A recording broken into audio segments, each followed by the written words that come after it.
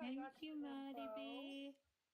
Get those lights up, y'all. I guess people don't like science or something. All right, we got to do some tests right now. Mic test. Where is the audio coming from? Is it coming from my cell phone? Is it coming from my microphone? Is it coming from my cell phone? Is it coming from my microphone?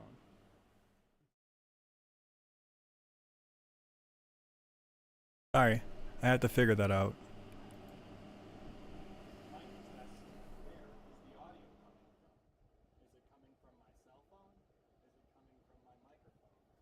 Is it coming from my cell phone?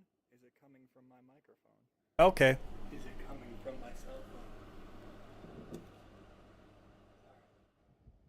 Mic test. Where is the audio coming from? Is it coming?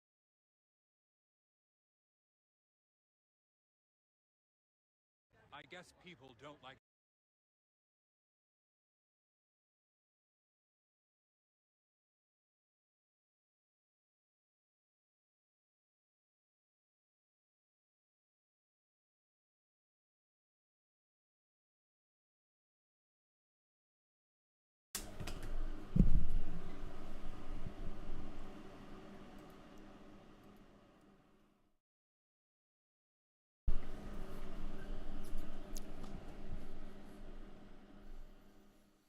Mic check.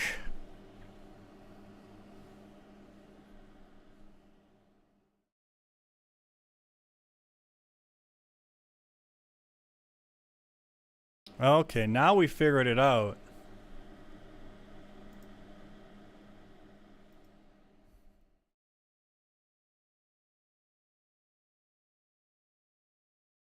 What the fuck?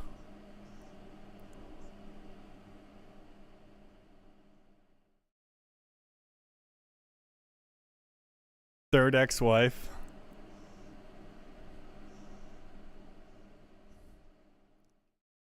Bruh.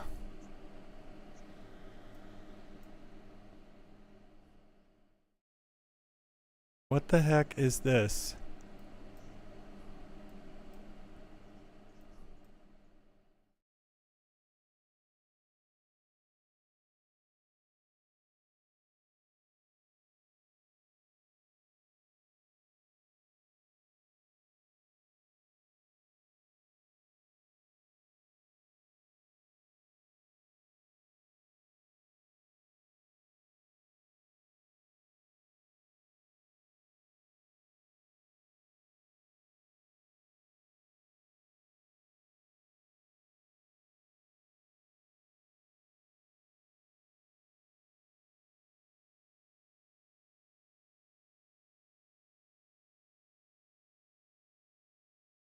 Not an argument.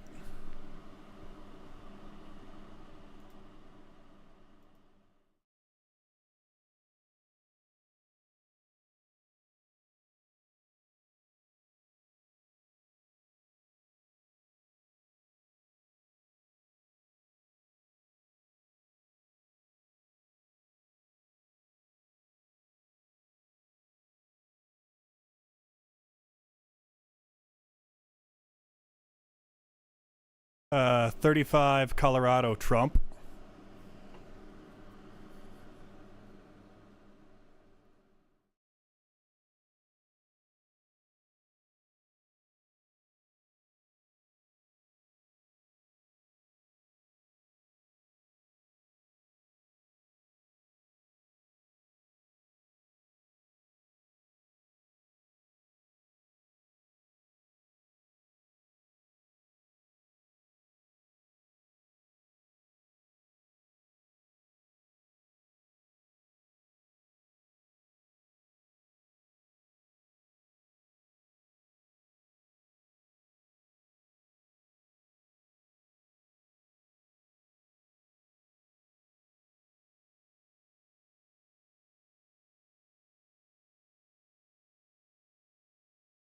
Who cares about a government shutdown?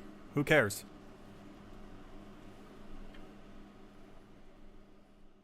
I don't care.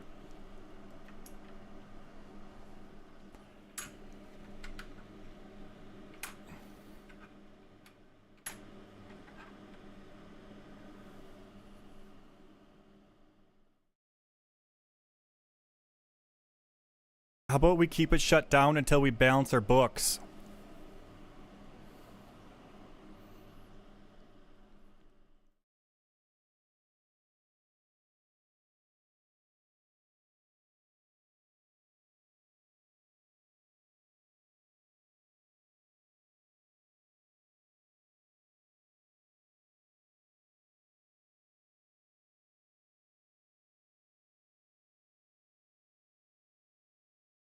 That's all party politics. What about the big issue, our massive debt?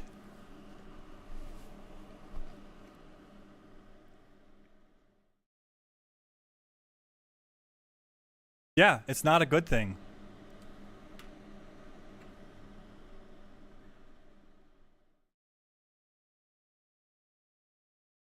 Yeah, it's not a good thing.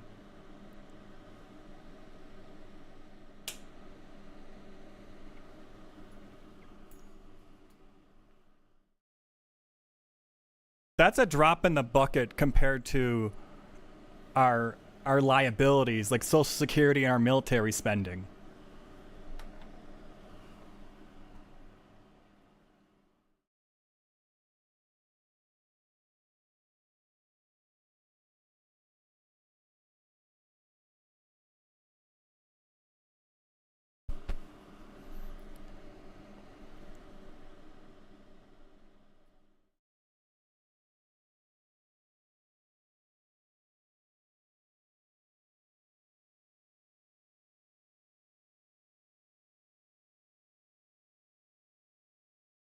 And because when Democrats get in power, they cut spending and balance the books.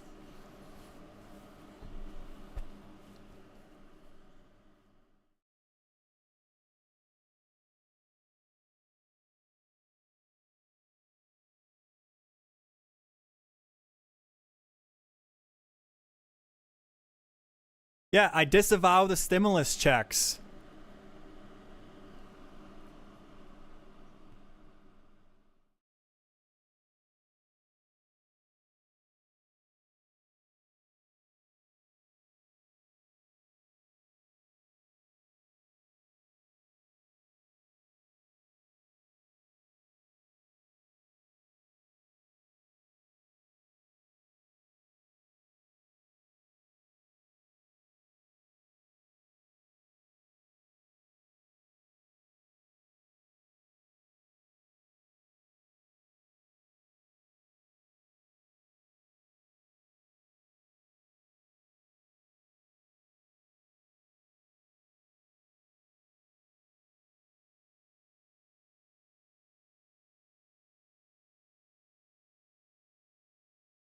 And the Democrats didn't undo any of that when Biden was in charge. And you didn't undo that when Biden was in charge?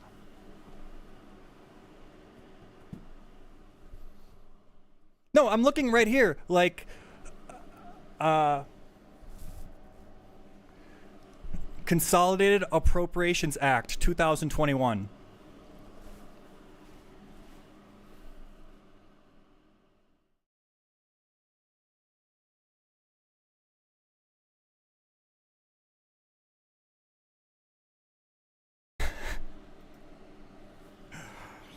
It wasn't happening.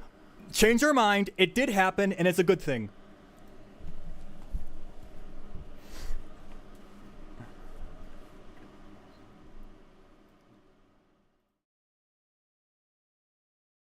Man, that was the fastest pivot in history.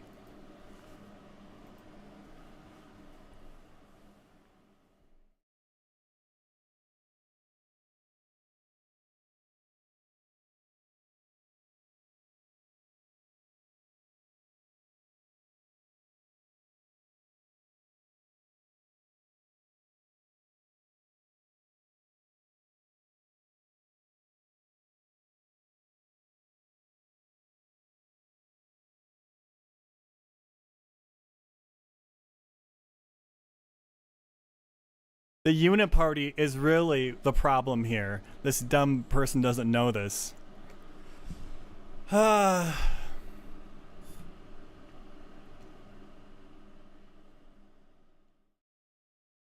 Disavow the unit party. I wish we had a government that reduced spending, but you know, what can I do?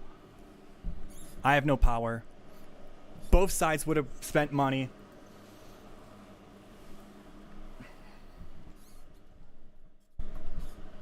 Well, I just didn't want to have a woman in charge.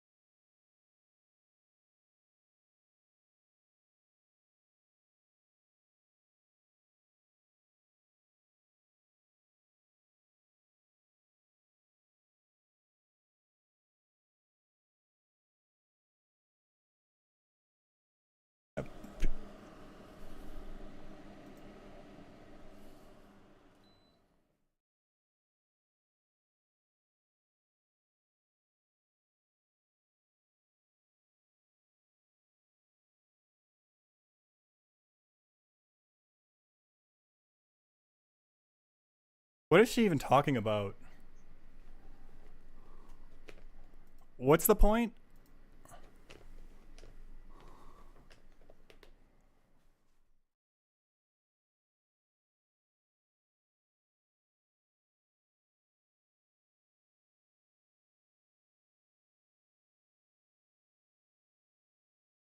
I don't know. Why didn't the FBI stop the fraud?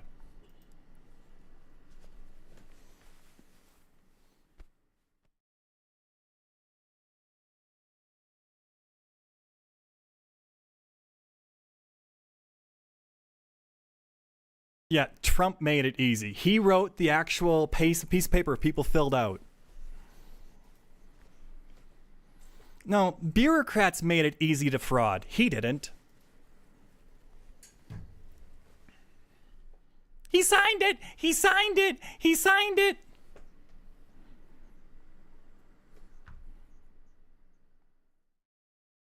Nah, I blame the deep state bureaucrats. I gotta drop out of this. This lady's stupid.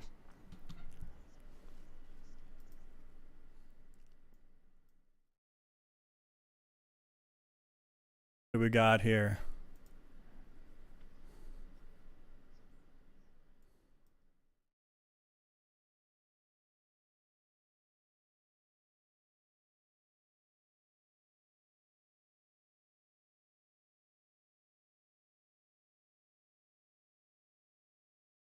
You're probably ansphobic.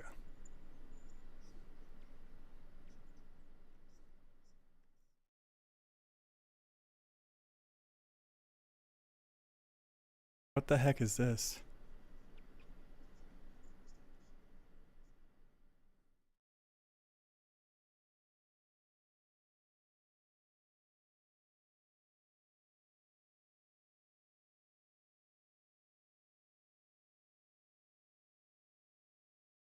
Call out live. Oh my god, look at this goblin.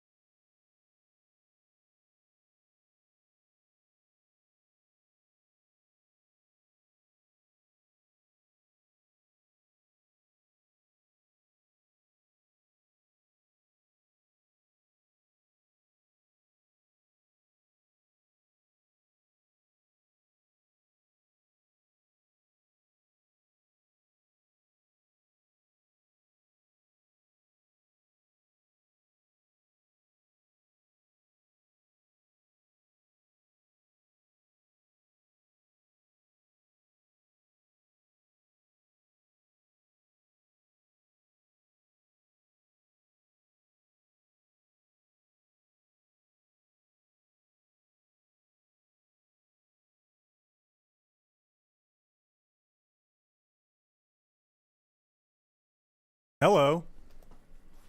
35.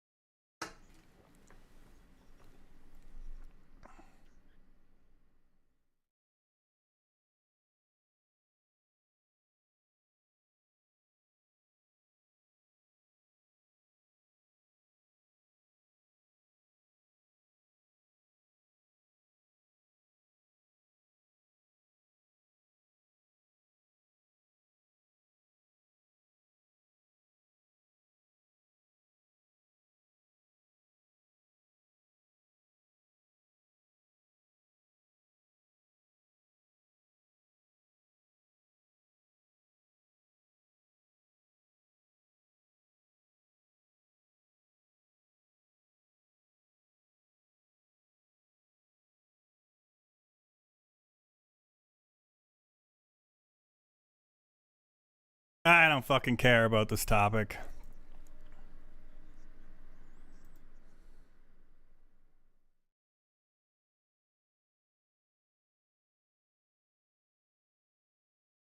All right, all right, all right, all right. Put the TikToks on hold.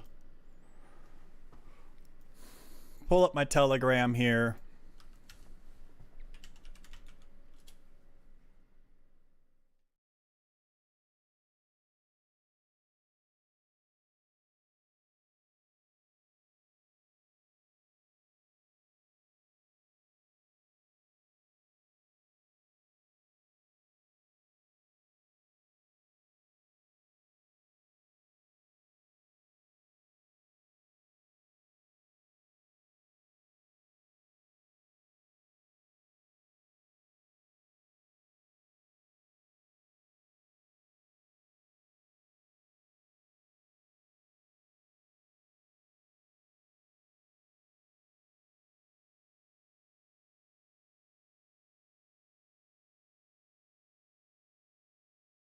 Setting.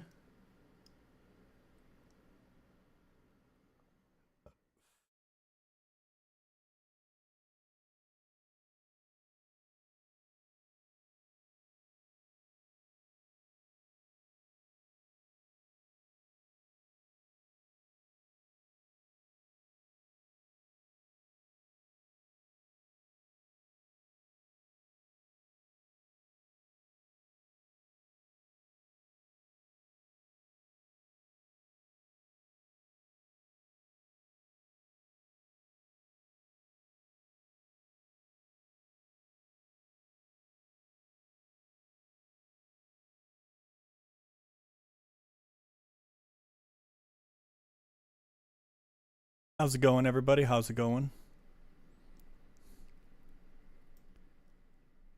Let's pull up. I got a couple chats going here. Running solo tonight.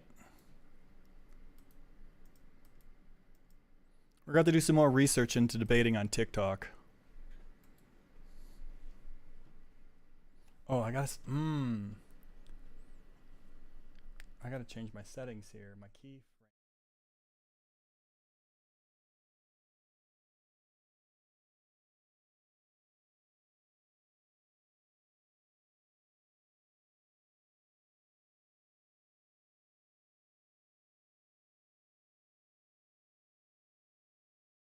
There we go. That should fix it for YouTube. Stop being so cranky.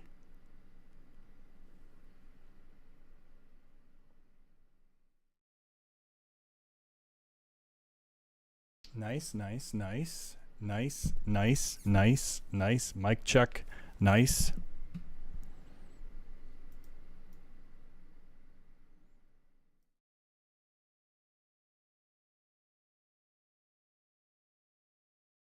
Still setting up, moving some chats around right now. Should play some music or something.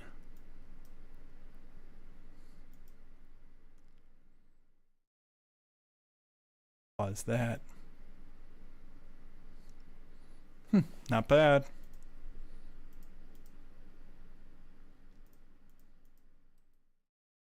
3 lives. Okay.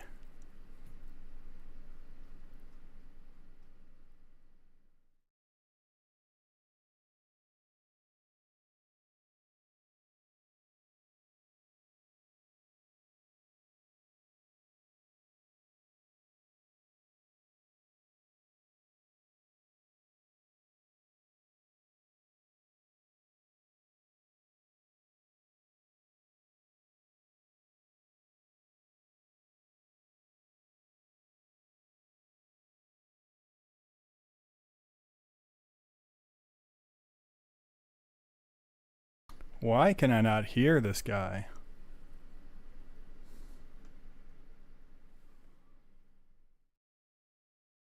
I'm gonna log out for now.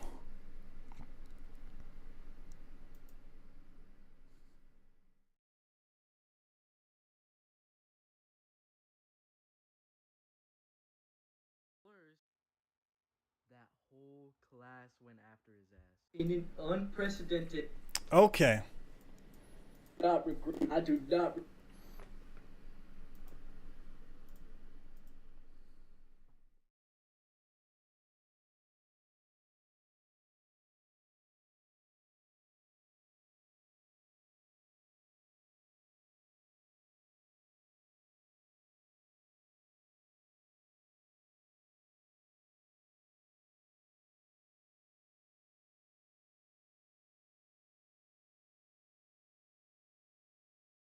See, this guy here, he doesn't know what true awesomeness and bravery is. Watch this. Regret transferring to a bigger school. This shit is so much more interesting. Some motherfucker went into a psychology lecture, started throwing up sig hails and saying slurs. That whole class went after his ass. In an unprecedented display of aura, the teacher walks up to him like, "Where you go, I go." And then there's the whole fucking class behind her. Praise you, Dub. Praise Psych 210. I don't know. It seems like you have a mob versus one person. Who's the braver one here? This guy, one man versus the mob? That guy has balls. And those students, they're just following their teacher. It's not real, like, they're not doing anything really. They're not stopping injustice. Following this guy isn't really doing anything other than actually giving him attention.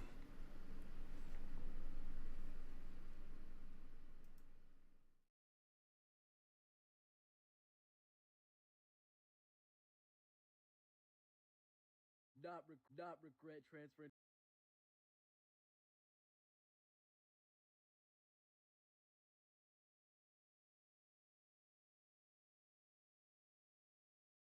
to a bigger school. So this guy is super excited that the one guy who went into the psychology class and started making Roman salutes.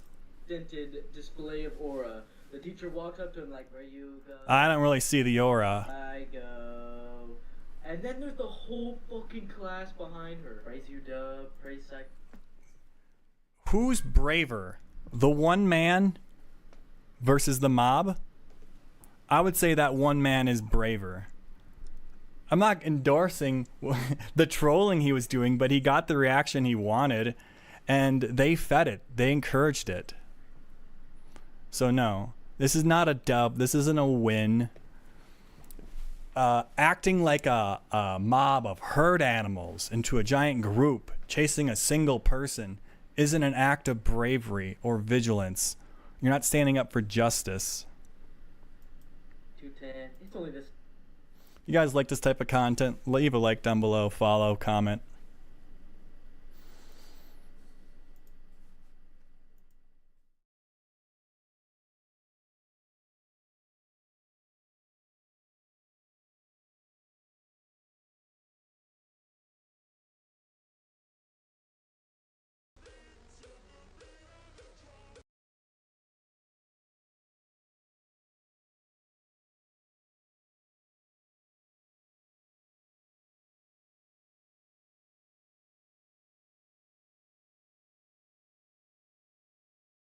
Hey everybody, Radically Moderate. There's been a lot of noticing content going kind of viral on TikTok. Have you guys noticed that?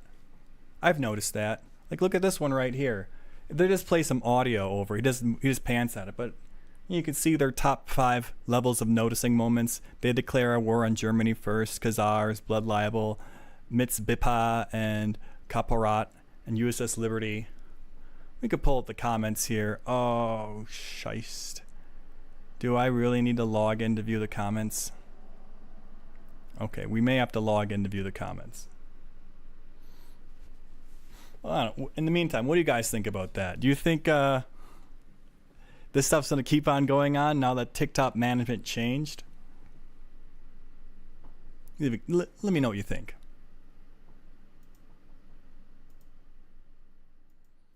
My room is too...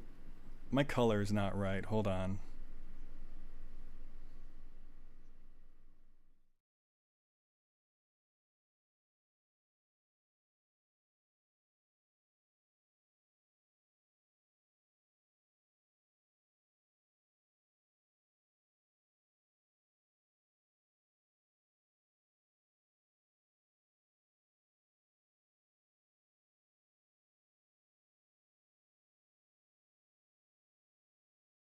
That's a bit better.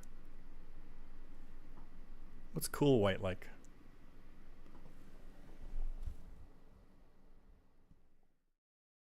Not bad.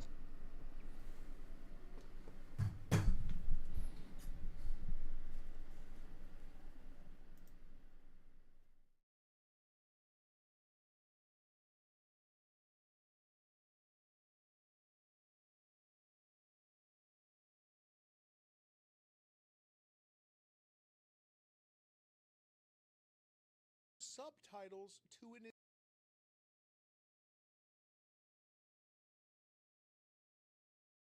Wait, what's happening with Crunchyroll? to Crunchyroll because they are switching to an Israeli software for subtitles. Well, people are desubbing. It's the biggest streaming service of all of anime. Crunchyroll is now switching their subtitles to an Israeli software, and the internet anime fans everywhere are mad about this. They are swearing to go to pirate, Netflix, or just straight up unsubscribing by the boatloads from Crunchyroll. But why are they so mad? Well, it's because of things that I can't bring up that are happening right now in the Middle East. I can't even bring them up. I myself unsubscribed from Crunchyroll way before this. It's just a trash app and I don't like what they do. I cannot wait for Netflix to crush them. I can't. It's probably another year or so and they'll crush them. But what do you guys think about this? Will you be unsubscribing to Crunchyroll because they're... The owner of Oracle, what's that? Israeli man? Israeli influence? Has a lot of Israeli ties, I mean. He's buying TikTok, and now we have Crunchyroll is going to start using Israeli software for its anime subtitles. You guys, you starting to notice things? Are you noticing? They want to make sure they have control over our communication, our information, our media.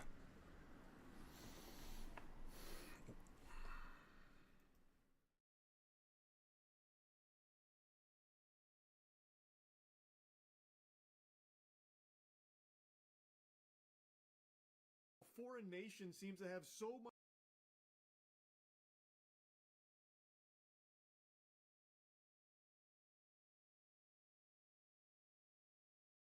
Charlie, what happened? much pull over things happening in our homeland. Why can Netanyahu come out with his full ass on display talking about like how algorithms on the platforms here need to cater to him, and also he should be talking to Elon about Twitter so they can do something together in regards to like the people not liking Israel anymore and what they're having access to. Why is that? Like, that shouldn't be allowed, right? Like, what the fuck? This guy gets to come in and, like, completely wash our fucking freedom of speech in order to fit his censorship agenda? Cool. How about no, goober? Like, come on. This should be an outrage to everybody, but it's not. Check out these comments. Bro is 7 years late. The fence sitter is getting off the fence. You know it's bad when a guy who hasn't taken a single hot take in 5 years is starting to notice things? Well, stop calling us his red pill. It's blatantly obvious. The same guy who would call you a schmatzi and get you canceled for stuff even a year ago. I don't know if it's noticing. I don't think it's noticing at this point. The beauty of Moist Critical is that you can use him as an arbiter for the opinion of an average slot person. A normie is what he means. Surface level takes. I know. Yeah, but the surface level take now is Israel's doing bad things. That's pretty amazing.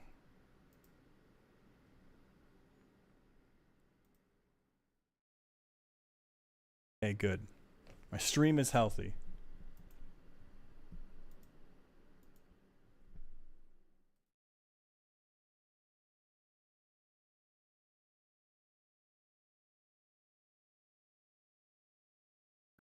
Flags, but not one for straight or Christian people. Is a heterosexual a part of the LGBTQ community? Yes, it is. No, it's not. This LGBTQ plus. Yeah, and heterosexual isn't in there. Do you know what Straight LGBTQ is not one of them. Yes, it is. So If you're straight, you're not a part of the. That would mean every single person is a part of the LGBTQ community. Yes. No. Do you not understand the plus in LGBTQ plus? It's a collective of sexualities. That doesn't include straight. Why are we still on this subject, So bro? that if you're gonna hate on heterosexual people, why are you even playing Clove? What? Have you read her lore? She's straight. Clove is they them because they are non-binary. You know you can be non-binary and straight too, right? No, you cannot. Yeah. Wow. You have to specify. Bro, you need You to should like grow shut up. up for real. You should grow up. You should grow up. Well, when you're non-binary, you either have to Non-binary clarify. has nothing to Let do me with... finish my goddamn sentence. Non-binary people need to clarify if they're Has into nothing to more do- feminine or more masculine Has- people, or if they're into all. Has nothing to Because do they are with the non-binary. They don't. It's an They can't be It's an straight. identity, not a sexuality. Now look up this now- heterosexuality now included you in only- LGBTQ. Now you... Oh no. Oh no, oh crap, I'm not making any content. Oh no, TikTok's, the algorithm's gonna come after me. Our point here. All this hedge fund here, BlackRock here, Crystal Rock over there, that's all of you guys who made this. We do though. We have ETH, Bitcoin, we don't do BlackRock.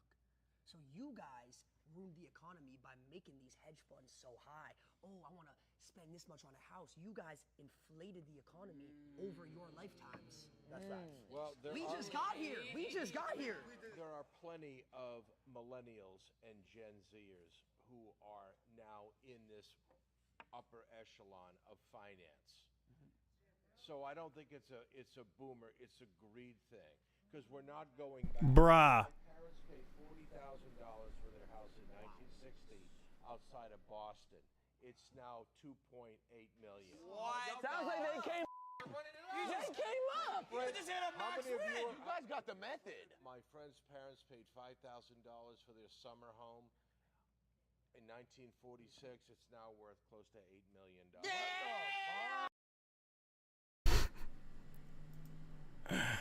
They're getting rage baited. Country are really just anti-white. Do you ever just feel like all of the anti-discrimination rules in our country are... What's this lady talking about? Do you ever just feel like all of the anti-discrimination rules in our country are really just anti-white rules? Let's pretend that I live in a town that's 80% white. I get up one day and I decide to go with my friends out to eat, but we don't really know where the white-owned businesses are because nobody's allowed to display white-owned businesses. So we decide to go door to door looking for lunch. The first place we walk into just happens to be a Mexican restaurant. In the Mexican restaurant, we notice quickly that all of the employees are Mexican or of Hispanic descent. We decide that we don't want to support their business because clearly they're discriminating against the people that they hire. So we decide not to eat at the Mexican restaurant because we can clearly see that they are not following the law. So instead, we walk next door to the Thai restaurant, but we notice something very similar. All of the employees just happen to be either Thai or of Asian descent. So we continue on our journey and we walk into the black-owned business. Inside of the black-owned business, we see that the majority, if not all of the people that work there are black. So then we stop next door at the kebab shop and we notice something very similar. So finally, we end up at a white-owned restaurant. The only reason we know that is because the owner just happened to be there. There was nothing displayed about being a white-owned restaurant. And if you saw the employees, you wouldn't know either because only about half of the employees were white, while the other employees were of different races. Quickly, we go up to the owner of the white American restaurant and ask him why he doesn't hire white American employees. And you know what he says? Because it's against the law for me to discriminate. So like we covered earlier, the town is 80% white. So in reality, the employees should also be around 80%. Yeah. Right? Can somebody tell me why it's okay for other races to discriminate in our country, but we're not allowed to hire our own people? And it might be a case of them hiring their family. But it's... Let's be honest here. If you have like a Chinese... like restaurant and you see like Chinese employees working there, they're probably like the owner's kids or like cousins or something. It's because like when these like Chinese people typically, in this example, you know, what's the stereotypically would send their kids to to a really good college, get educated, and then why are they still working at the Chinese restaurant if they got this education? Because those are just family. The people who get educated don't have to work for the family business anymore. They can go work for like a high-paying job at like a corporation or something.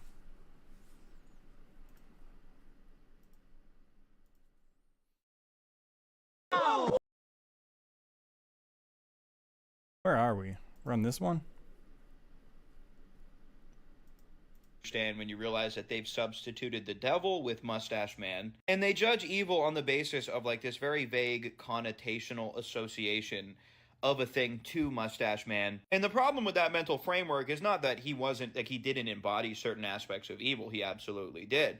However, it's not the maxim, it's not all of the possible evil, nor is everything associated with it evil. Like wanting to preserve European identity and culture is not more innately evil than the desire to preserve any identity and culture. It was the way in which it was used to justify doing evil things. This is an incredibly easy distinction to make. Loving a woman is not innately evil. Being so madly in love that you use that to justify slaughtering people out of jealousy or resentment or something if she breaks up with you, yeah, that's pretty evil. But the thing itself isn't innately bad.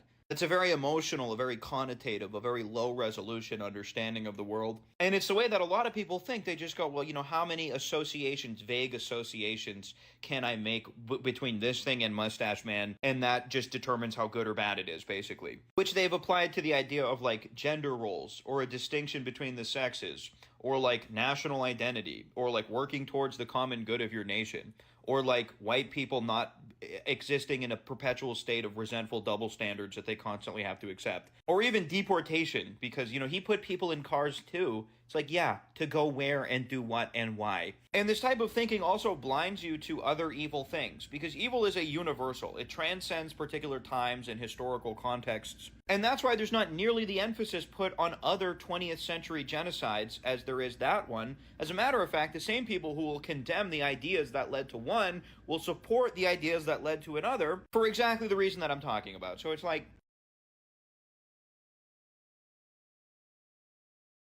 not autoplay. What is that shit?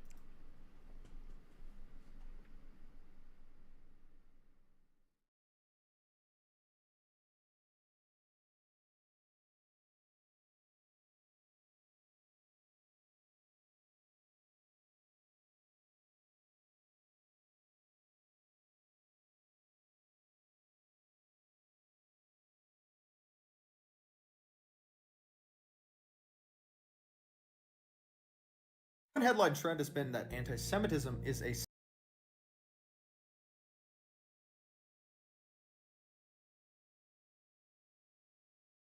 psychological disease. If you point things out about Israel or about Jewish people, you're clearly mentally ill, deranged, and it's all illogical. Allgemeiner Journal is a Jewish journal from New York Could strengthening the association between anti-Semitism and mental illness help to curb anti-Semitism? Future of Jewish Journal says anti-Semitism must be studied as a serious mental illness. This is from May of this year. Clearly, it's irrational, obsessive, resistant to facts and history. It can't be treated as mere prejudice. It has to be diagnosed. There's nothing. One headline trend has been that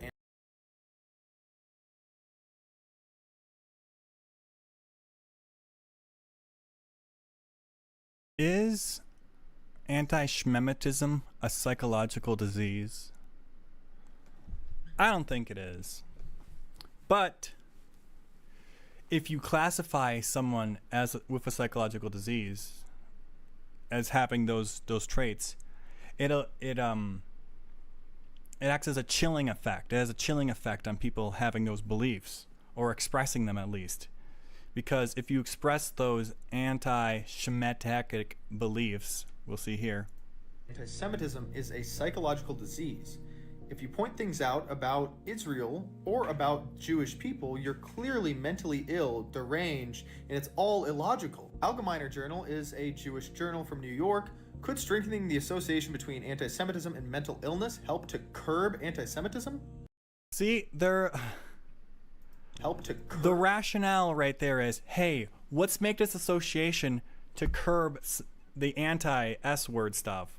But it's supposed to be science-based. How about, is there an association first, and then you do other stuff? You don't try to be like, hey, if there is an association, it sure would be useful. Wink. Anti-Semitism? Future of Jewish Journal says anti-Semitism must be studied as a serious. So here they are. They're encouraging academia, who are heavily one type of people, to research this and try to it's a race against time now. How long before it actually is classified as a mental disease? 5 years? 10 years? You're gonna lose your rights, your 2A rights. You're gonna lose your voting rights, maybe your driving rights. Illness. This is from May of this year. Clearly, it's irrational, obsessive, resistant to facts and history. It can't be treated as mere prejudice. It has to be diagnosed. There's nothing valid that they. It can't be treated as mere prejudice. What? I'm sorry, I'm gonna try to imagine the flip side right now. The flip side is oh my god, it's crazy. I don't even want to say it. Ever said. Ori Berkovich published March 17th, 2025 in Medium, Anti-Semitism as a Psychological Disorder, proposing new DSM-5 and National Institute of Health classification for targeted prejudice disorder. Guys, if you criticize this nation, which is what is commonly called anti-Semitism, or if you criticize this group, you're clearly mentally insane. And just until 5 minutes ago, the ADL had a huge list of nearly every single meme, even just holding your hands in a certain way, as just being a sign of prejudice. Mentally insane, and you should probably be heavily medicated, and you shouldn't get any respect. Everybody should see you as a mentally ill person. This is especially ironic when you consider the fact that Jewish people have a very high likelihood, genetically speaking. No, I can't finish that sentence. I was watching Ben Shapiro, and he said that his family, they have to, when they want to marry somebody, they always do like a background blood check on both people to make sure they're not related, because there's been so much in-schmeating that there's a lot of recessive disorders in that in the Hebrew population. So they're actually more likely to have a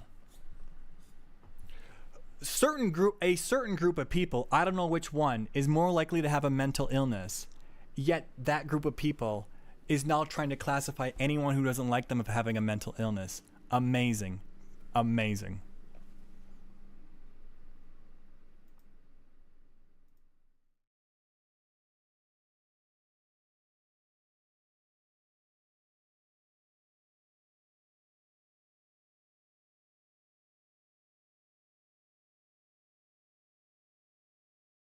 What do we got here? Oh, if only there were 60 million Somalis and Indians here.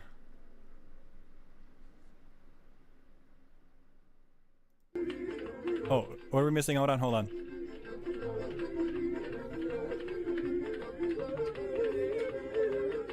I'm sure it would make it a lot better if there was Indians and Somalians there.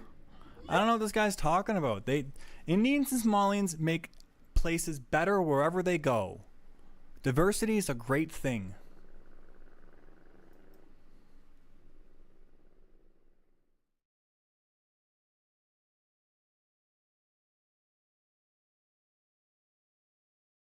Realize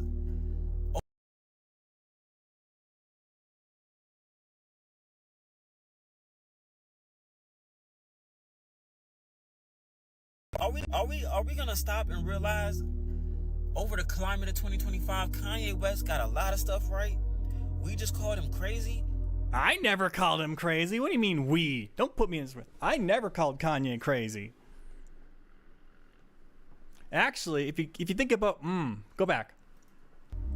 Like he even got crypto right. That's bro.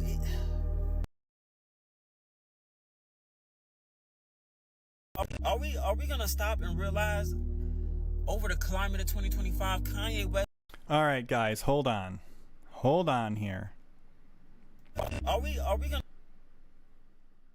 I got a good point I'm gonna make here.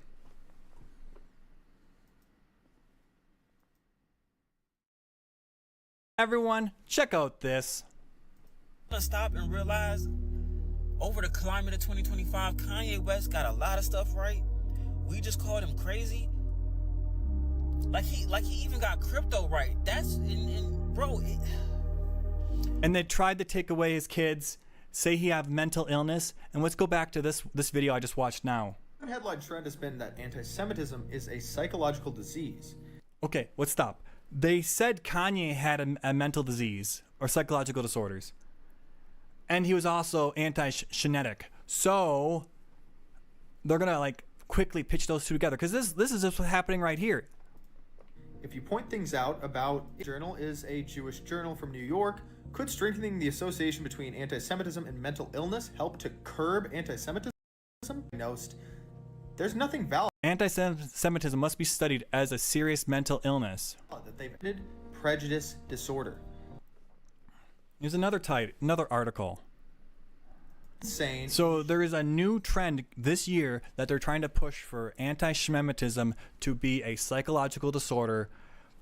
Kanye was our example, and they tried to make an example of him.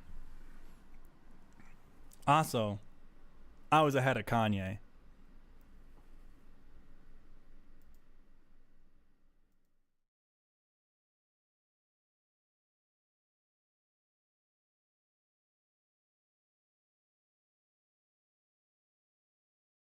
Professor Wolf.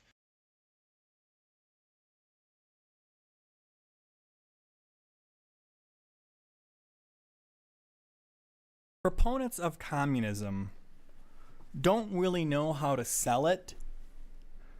This guy definitely doesn't, because, I mean, every young person wants a PS5. Final question to you, Professor Wolf. Under your system of worker cooperatives, would I still get my PlayStation 5? Absolutely. You'd have to struggle a little bit for it. You'd have to talk to your fellow workers. You have to struggle like you would right now. You would have to work for it. Really? Sounds like a lot like a system where you have to work for stuff? You'd have to talk about the distribution of income. You'd have to compare your desire for PlayStation against all the other interests of all the other people. By the time that he's done finished talking, I could have just gone to the store and bought myself a PlayStation. Yeah, but the point is, another argument people make is, under communism, can I have a Ferrari? Do we all get a Ferrari? Does everyone get a Ferrari under communism? Or no? No one gets a Ferrari. Or is it just the ruling party who gets one? They don't really talk about that. You know, they always talk about how, like, well, it's a socialism's a transitionary period. Well, yeah, this transitionary period's worse for the people and great for the rulers. So yeah, of course they're going to be like, oh, we have to go through this sorry, populace, we have to go through this painful transitionary period. and they just never make it out of it. But whatever. I'm beating a dead horse here. Let's go to the next video.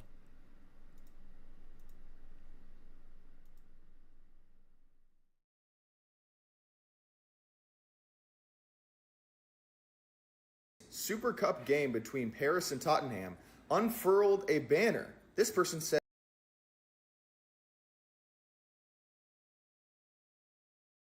I don't understand why they are like this. as the banner might as well have said, quote, fuck you Jews, unquote. What did the banner say, you may ask? Stop killing children, stop killing civilians. Something that everybody recognizes as morally evil and a war crime. Here the UEFA's verified Twitter account says a banner, a call. Quote, stop killing children, stop killing civilians. Another person says, yep, the message is loud and clear. You guys are a bunch of Jew-hating pricks. The message, stop killing children, really upsets the supporters of Israel. It's amazing. Guys, is it just anti-Semitism to say that maybe killing people who are innocent is not good? Even in the best scenario, the argument shifts to making Israel into the real victims. Blaming Hamas for Israeli G-side is blaming the Jays for that historical figure's G-side. You can very clearly see what they're doing. They separate themselves from it, they recenter themselves as the victim, they change the narrative so you no longer focus on the G-side that's happening, and you just focus on them being historically victimized. Yeah, of course. And let's ignore all the other G-sides that happen in history and only talk about ours. And also, we will have our museums for our G-side everywhere, and you won't even acknowledge the other ones. We don't even want to talk about them. It's offensive that you've acknowledged that there's other G-sides. Because there's only one G-side that matters.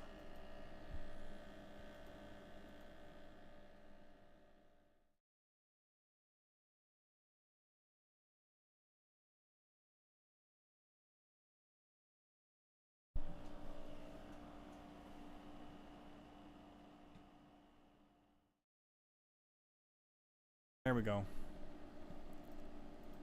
What? Yo, this motherfucker right here has to be. Oh, if this is fucking real.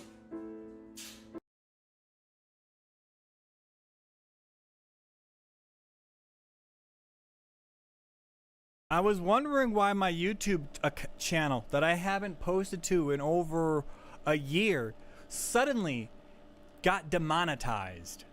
I wasn't monetized before, but they denied me from the program for some reason. They won't tell you why, but they said that you did something. But I haven't done anything new. So it was something I did a long time ago that they are cleared and fine with. But recently it changed. If this is fucking real, hold on, let me go research. Yo, not only is it fucking real, what the fuck is Project Nimbus? What? Yo, this motherfucker right here has to be the Antichrist. There's no way and there's no reason why there should be this much happening all the fucking time, every single day. Yo, the fact that we have to wait it out until this motherfucker's gone, holy shit.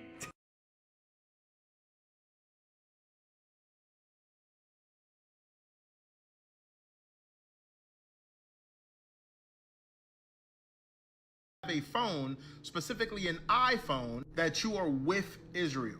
Some should really saying that you are for Israel. Minister of Israel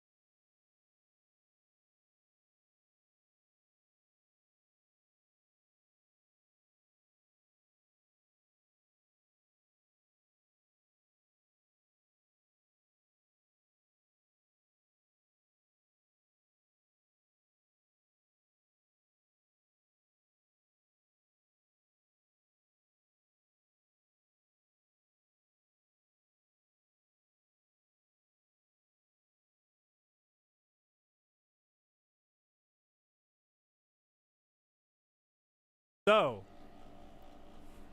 hold on, guys. I need to use the bathroom. I need to get another drink. Give me a break here.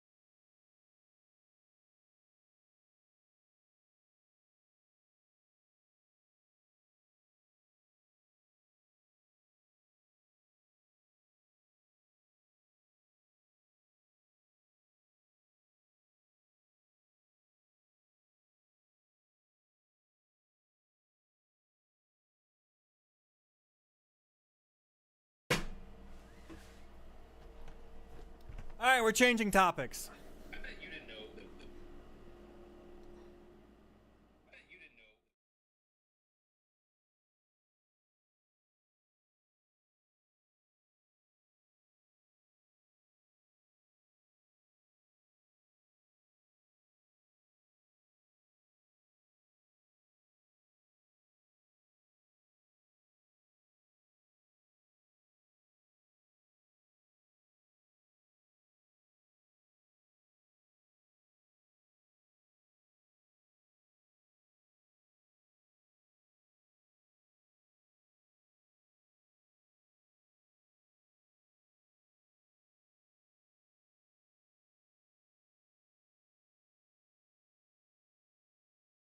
Apologize for all the people who sent less than. I'm Joining us tonight is Jake Rattlesnake. Rattlesnake or Lord Jake? Here.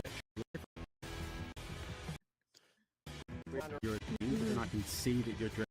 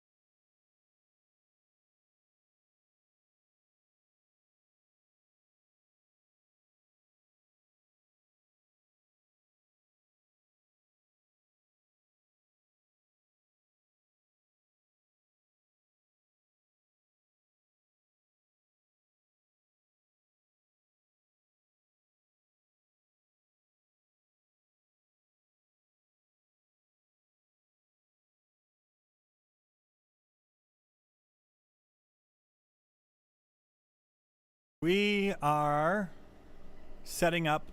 Oh, I should put a timer on.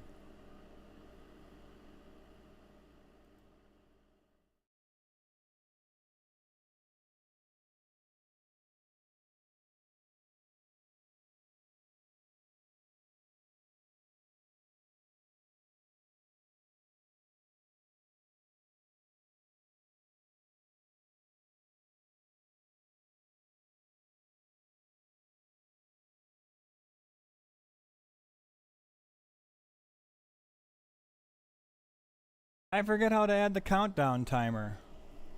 I deleted all my scenes and now, oops. Well, we're working on it here.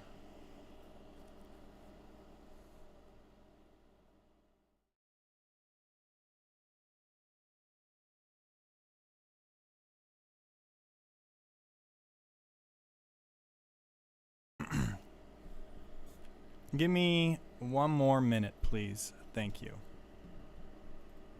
I gotta rename my streams.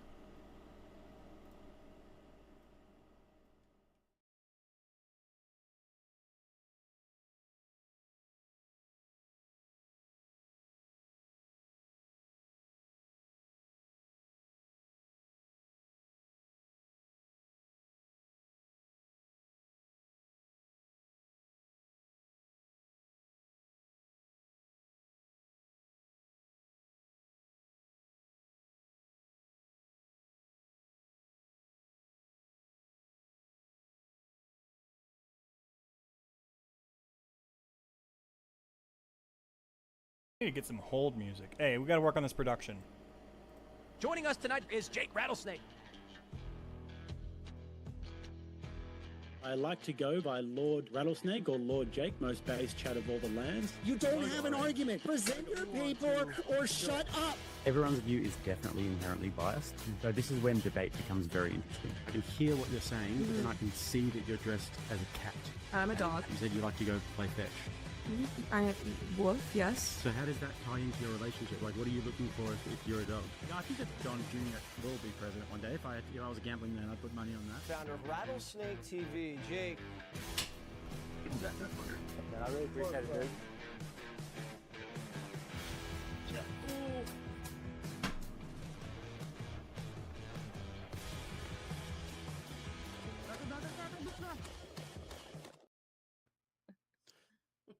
Ladies and gentlemen, welcome back to a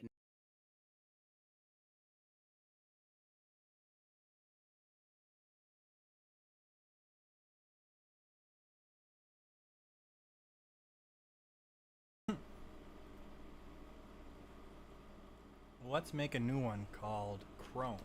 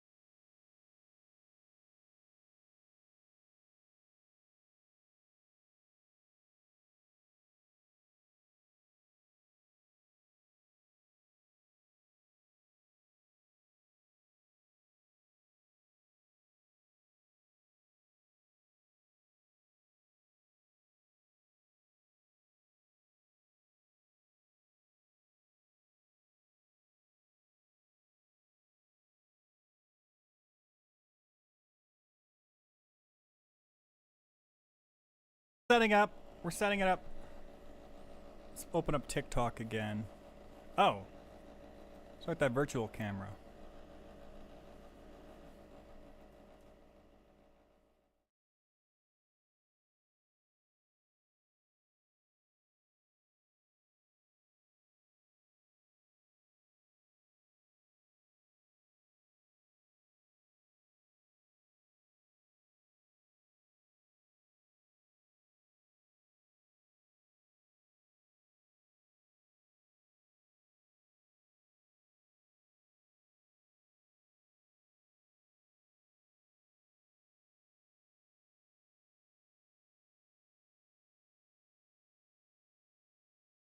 Going live on TikTok, okay? So forgive me here.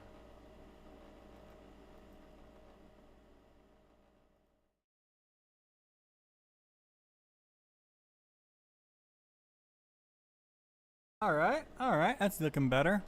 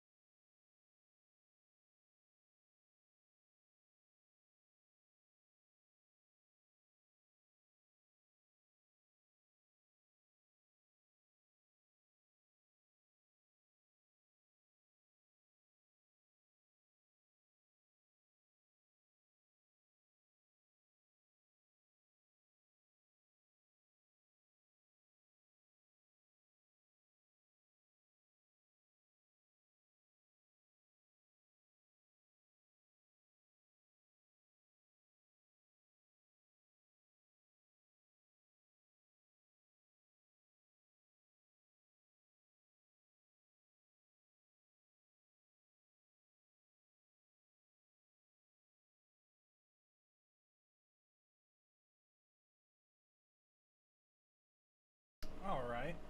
Whoa, hey, yo. That was embarrassing. Soon, guys, soon. Mic check.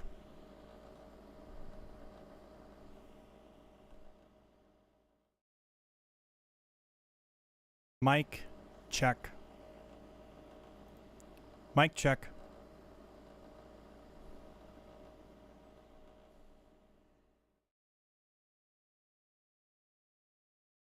Switch TikTok over to my other account. I need to do a test. AI optimize.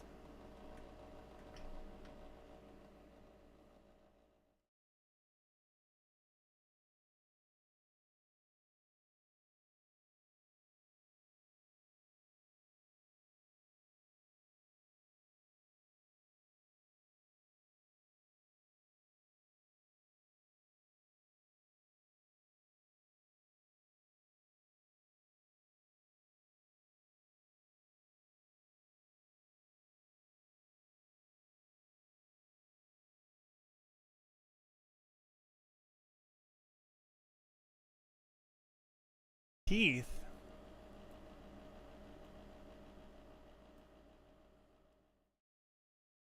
That do. I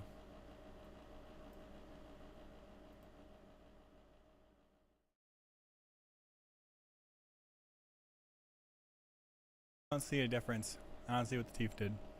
All right, where are we at here? We are live on 3 platforms. We're about to start on TikTok. When I talk, I see the volume go up, which makes me think that it's working, okay? Is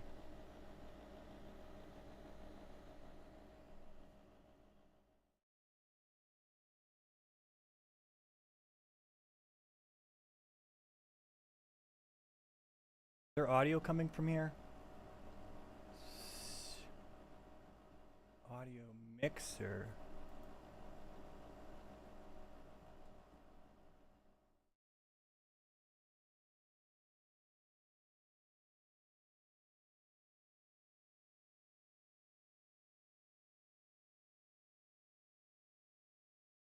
Huh, okay. So, okay, it's getting my audio then. Okay. Good. Okay, we're going live soon. I just gotta change the title of the TikTok of the stream.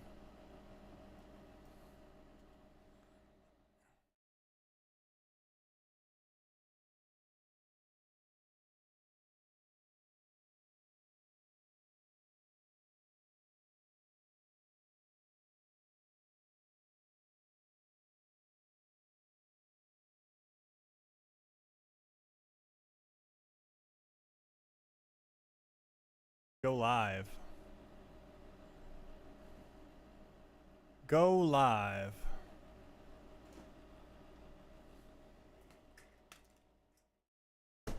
All right, we are live.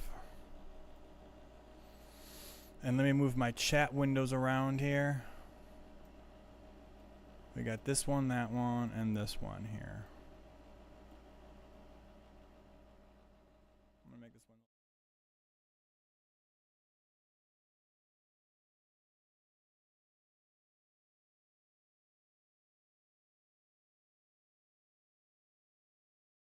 Make my, sorry, I'm like triple streaming right now, okay? Give me a break. What do we got here now? Oh my god. Live goal?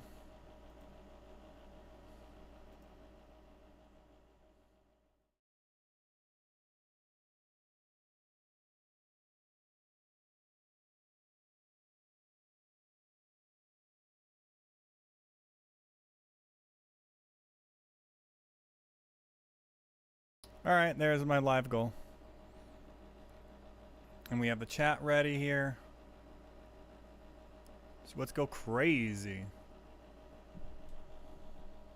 Record. Highlight.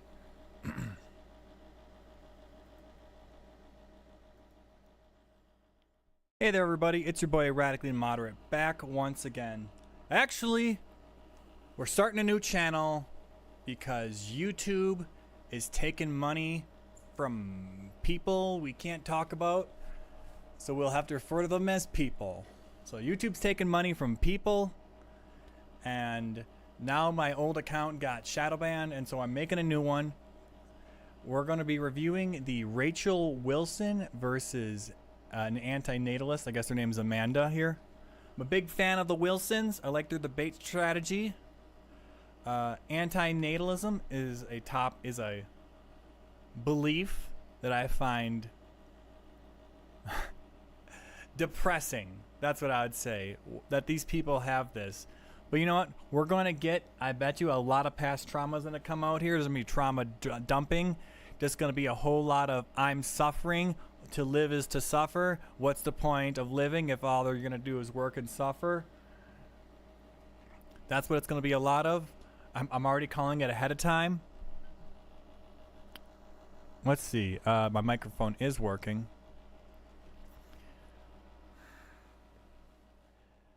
And I already kind of know the arguments because they're the same arguments my ex-wife made, because she was very anti-natalist. She had a lot of reasons for being anti-natalist. There's some of the quotes I could pull up. Like, I wonder if we'll hear the same arguments coming from her. So I'll have to preempt them. There's no guarantee your kids will love you, so why have kids? The kids you're not entitled to have your kids raise you when you're old. That's selfish. Wanting to have kids is selfish. These are the arguments we're going to be hearing. To live is to suffer. If all humanity stopped living, there would be less suffering objectively, is what they'll say. They're like, no amount of pleasure outweighs the suffering you experience when you're alive. So again, what's the point of... And then we'll ask these people, well, if there's so much suffering, why don't you just end it? They don't. They don't end it because they want to keep going on, even though for some reason they just want to keep on suffering. They choose to keep living on suffering, even though there's so much suffering. We'll probably hear a lot of these arguments come out. It feels kind of funny preempting them like that. But all right, let's go. And you got the way, guys. Please drop a like on the stream. I would appreciate it so much. Leave a comment. Subscribe if you're new. This is a new channel. We're trying to grow it fast. Thank you so much. All right, let's jump into the video. Another Rattlesnake TV debate night. It's been a little while since we've had a debate. I pick and choose these ones very carefully these days. I like to have quality debates on with interesting topics rather than any old debates. So we've got a very good one for you. I've been lining this up for a few months.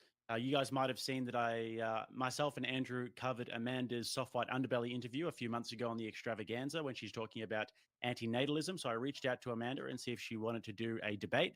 And I thought the perfect opponent would be the most pro-natalist person that I know, which is Rachel Wilson. So guys, the rules of the debates tonight will be 5 minutes each on the clock for opening statements. And then we're going to go into between 60 and 90 minutes of and if you guys like this type of stuff, you should check out Jake Rattlesnake TV. I mean, this guy's he's 250,000 away from 1 million. Good for him. He's growing fast. Hey, I hope to be like him someday. So let's go. Back and forth. If there's too many interruptions or if it's too one-sided, you guys can appeal to the moderator and say that you would like to do timed responses or you would like to do a cross-examination period. That's completely fine. You can do that. Also, we're going to get into some closing statements at the end, around about 2 minutes each, but the opening and closing statement times are pretty flexible, and you guys can pretty much sort that out amongst yourselves. We will be allowing sources, so any sort of videos or articles or whatever that you guys want to bring up, you can. So with that, I'll have you introduce yourselves for those of you who are seeing them for the first time, starting with you, Rach. Hi, I'm Rachel Wilson. I'm a mom and I'm an author and sometimes part-time content creator, also known as the wife of the most based man on planet Earth, Andrew Wilson. Happy to be here with my good pal Jake and with Amanda. I'm excited to have a debate with a woman who, she's a pretty intelligent lady. So I've been looking for that. So thank you, Amanda, for coming and being here and being willing to do a debate on a very controversial topic that might seem like it's a slam dunk for me, but I think Amanda's gonna do her best to give me a hard time with this one, so I'm looking forward to it. All right, and Amanda. Well, thank you so much, Rachel, and thank you, Jake. And yeah, I really appreciated reading your book, Rachel. And you're also a very intelligent human being. And it's it's actually very difficult to find somebody on the other side of the argument willing to have an argument with an anti-natalist. So I really do appreciate hearing what you're gonna have to say. Just for those that are not familiar with me, my name is Amanda Sukanik. I'm the host of the Exploring Antinatalism podcast. I've been producing pieces of antinatalist media for the last 15 years. I'm the co-author of along with the bioethicist and philosopher Mati Haira. Our book together is Antinatalism, Extinction, and the End of Procreative Self-Corruption. And I'm just very happy to be here today with Jake and Rachel. Amazing. It should be a great debate. I'm really looking forward to it. So, guys, we're going to have Bruce Buffer introduce us, and then we will get into opening statements. And now, for the thousands in attendance. Mic check. Why is my audio coming in? We gotta test audio. Audio test. Check. Hello. Checking for echo. How the heck do I test audio? I can't hear anything. Audio test. 1, 2, mic check.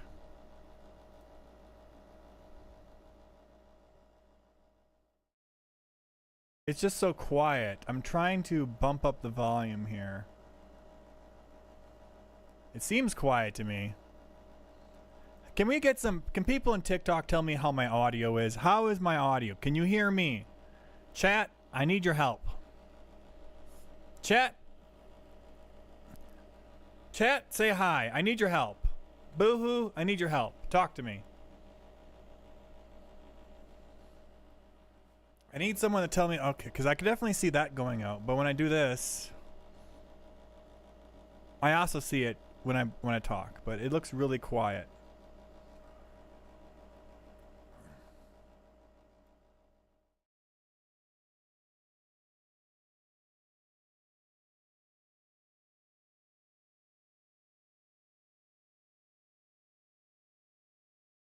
Whatever I hear, you guys should hear.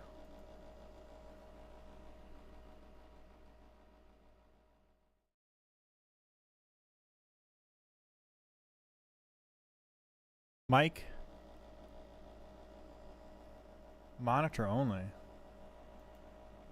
Bruh.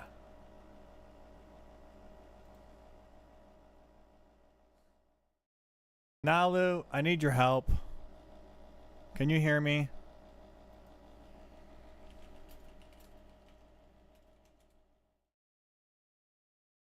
One moment, please.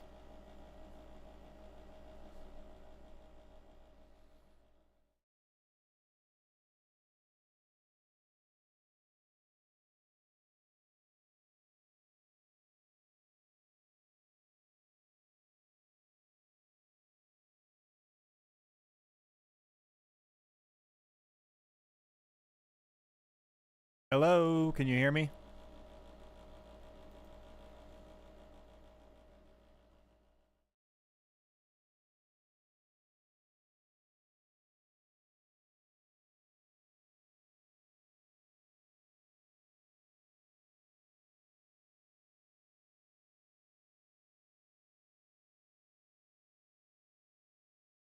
11111.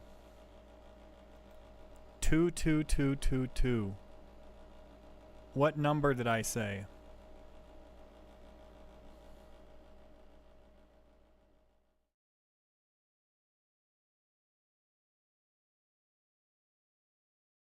Okay, well, it looks like I need both of these. I guess. I don't know why. We will... Does it sound crazy bad? I don't know. How's my audio sound? Are you sure you can't hear me when I talk right now? We gotta verify this really quickly here. Like, are you sure you can't hear me say... can we get a mic check?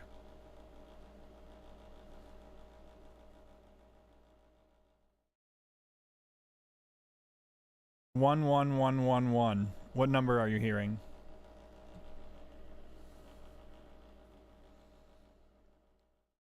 What number did I say?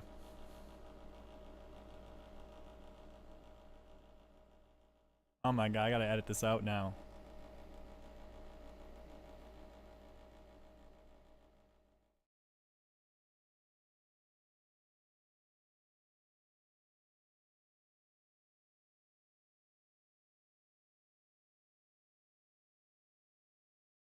Okay, so I think you can hear me now, I'm pretty sure.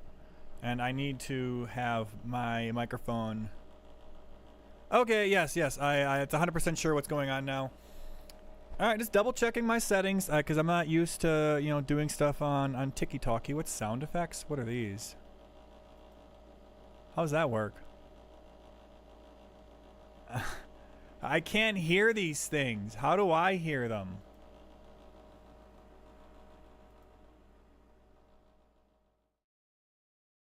The heck? Bro.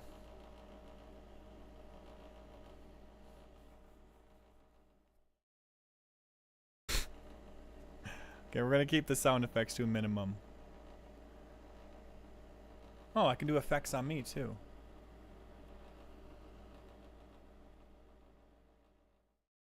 This. Oh no.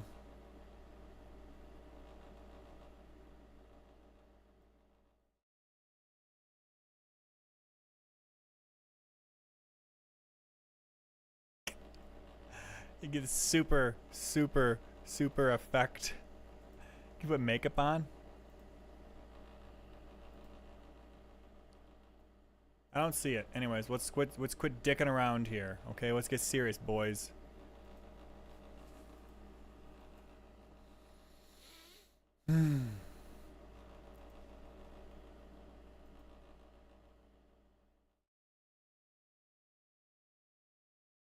I don't see any of these kicking on. But you know what? There's audio. Maybe I'm missing something. Apparently, you guys can hear things that I can't hear. So we're just gonna turn off all these effects and try to get back to reality.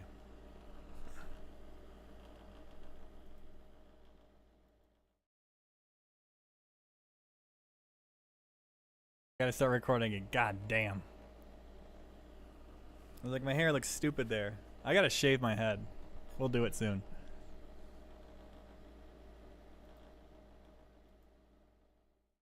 Hey everybody, Radically Moderate back once again. Today we are checking out Rachel Wilson versus anti-natalist Amanda. Should humans reproduce? Tell me what you guys think in the comments. Let's get ready to rumble! Alright, before they fight, I'm going to preempt all the arguments. I haven't even heard this yet, but I know what they're going to say. I know what the Amanda's going to say. The anti-natalist is going to say, to live is to suffer. From the moment you are born, you are always in pain, and then your entire life you are pain until you die. So life sucks and then you die is her philosophy. But she never ends her own life because she chooses to keep on living through the suffering. She doesn't say that, but her actions speak differently than what her mouth is saying. Also, she'll say, in before there's too many people, there's not, we need more people. What other arguments is she going to make? That it's pregnancy just has horrible side. It's only negative on the woman's body. It's horribly destructive. It destroys them. To probably use her words, destroys. That's to use other people's words I've heard in real life. It destroys the human body. It's selfish to have kids, is what they'll say. The parents who have you're choosing to raise another life because you want to. Because you wanted to. You created another life that's now suffering. Out of your act of will, you created more suffering in the world. You're bringing suffering. That's so selfish. What else will there be? That there's no guarantee your kid will love you. That there's no guarantee your kid will take care of you when you're old. These are all selfish things. You only wanted a kid because of how the things you wanted to do with it. All right, let's hear them out. I think I got enough of them out of the way. I don't really know Wilson's argument. I haven't really heard the pro-natalist argument that much. But man, anti-natalists on Reddit. We should post this there. We should go see if they posted it there. Maybe there's a review. Okay, so what we agreed was that Amanda would go first, meaning that Rachel goes second, obviously. And then at the end, that would have Amanda getting the closing statements and the last word. So with that, Amanda, 5 minutes on the clock. Let's rumble. Okay, wonderful. Thank you, Jake. Rachel, you and I come from two entirely different worldviews. I think you from a position of Orthodox Christianity, and I from not only antinatalism, but atheism. And I think those details are worth mentioning because obviously we are operating under vastly different moral compasses, vastly different ideas of reality and what the purpose and meaning of life might be. And the result of that is we're going to be compelled to make very different decisions about all manner of things. The most obvious case in point being the subject of tonight's discussion, which is whether it is correct or justified or better for society to have children or not. Put simply, antinatalism versus natalism. As you well know, I will be defending an antinatalist perspective tonight. Antinatalism, simply put, is the belief that it is unethical to produce new lives, that before we have children, there is no one there in a state of want or lack or in need of a good life, no one who is screaming out to live. Suffering. Long. Very verbose way of saying suffering. Who is at all in a state of deprivation. It is, in fact, I believe, humanity's desire to produce the next generation, but it's just that in its final analysis. It is our desires. Selfishness. Want. Called it. And these desires can really only serve to fulfill for our own benefit, or the benefit of our own understanding of the meaning of what it is to live a good life, and what it is to do the right thing. We cannot procreate, I believe, new human lives for the benefit of the child. And though people may sacrifice greatly for their children, and I absolutely do not deny that or argue that specific point, procreation is ultimately entirely a selfish act. And a selfish act that comes with this incredible cost, a cost not paid by us, but by the child being produced. By bringing them into life, we roll the dice with all kinds of risks, a myriad of risks that they may face once they are alive. Many of those risks are, things that we as the living would do pretty much anything to avoid ourselves. They may experience a very poor quality of life. Suffering. We do all of this without their consent. There's no... You selfishly brought another life in the world, and you did it without their consent. But how could they consent against it, though, if there's nothing there? No contract involved. We chiefly impose, chiefly the biggest thing for me is that we impose all kinds of suffering and manipulation. And we do this at the expense of, either they experiencing all of these negatives or there being the cause of all of these negatives to their fellow human being or to their fellow sentient creatures. And, this might be something that we accept, but it might not be something that they accept. They will be individuals. They will not be us. They will be an entirely different person who may feel incredibly different about their life and the choices that were made for them. You guys hear it all right? It's audio good? Sound incredibly false and alien to your own. I would like to point out, in fact, that Christianity itself has a long history of antinatalism or antinatalist-like thinking, or proto-antinatalism as it's sometimes called. A great deal of the early Christian Gnostic sects like the Manichaeans, the Catholics. I'll try.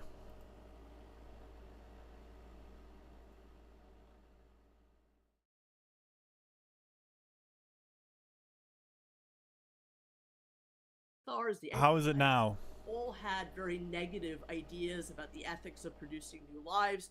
Jesus Christ himself, as far as we know, was a child-free Christ. And Christian antinatalism, even today, while it is rare, is real.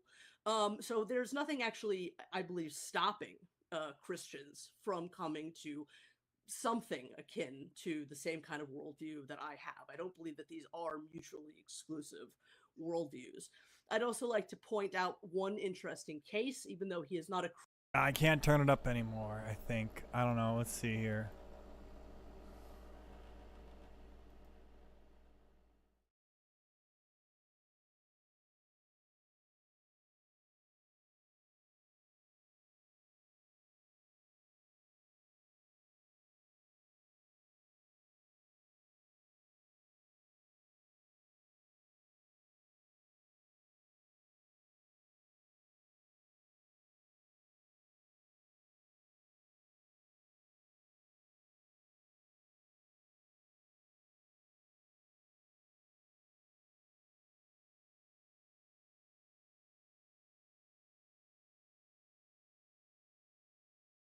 Okay.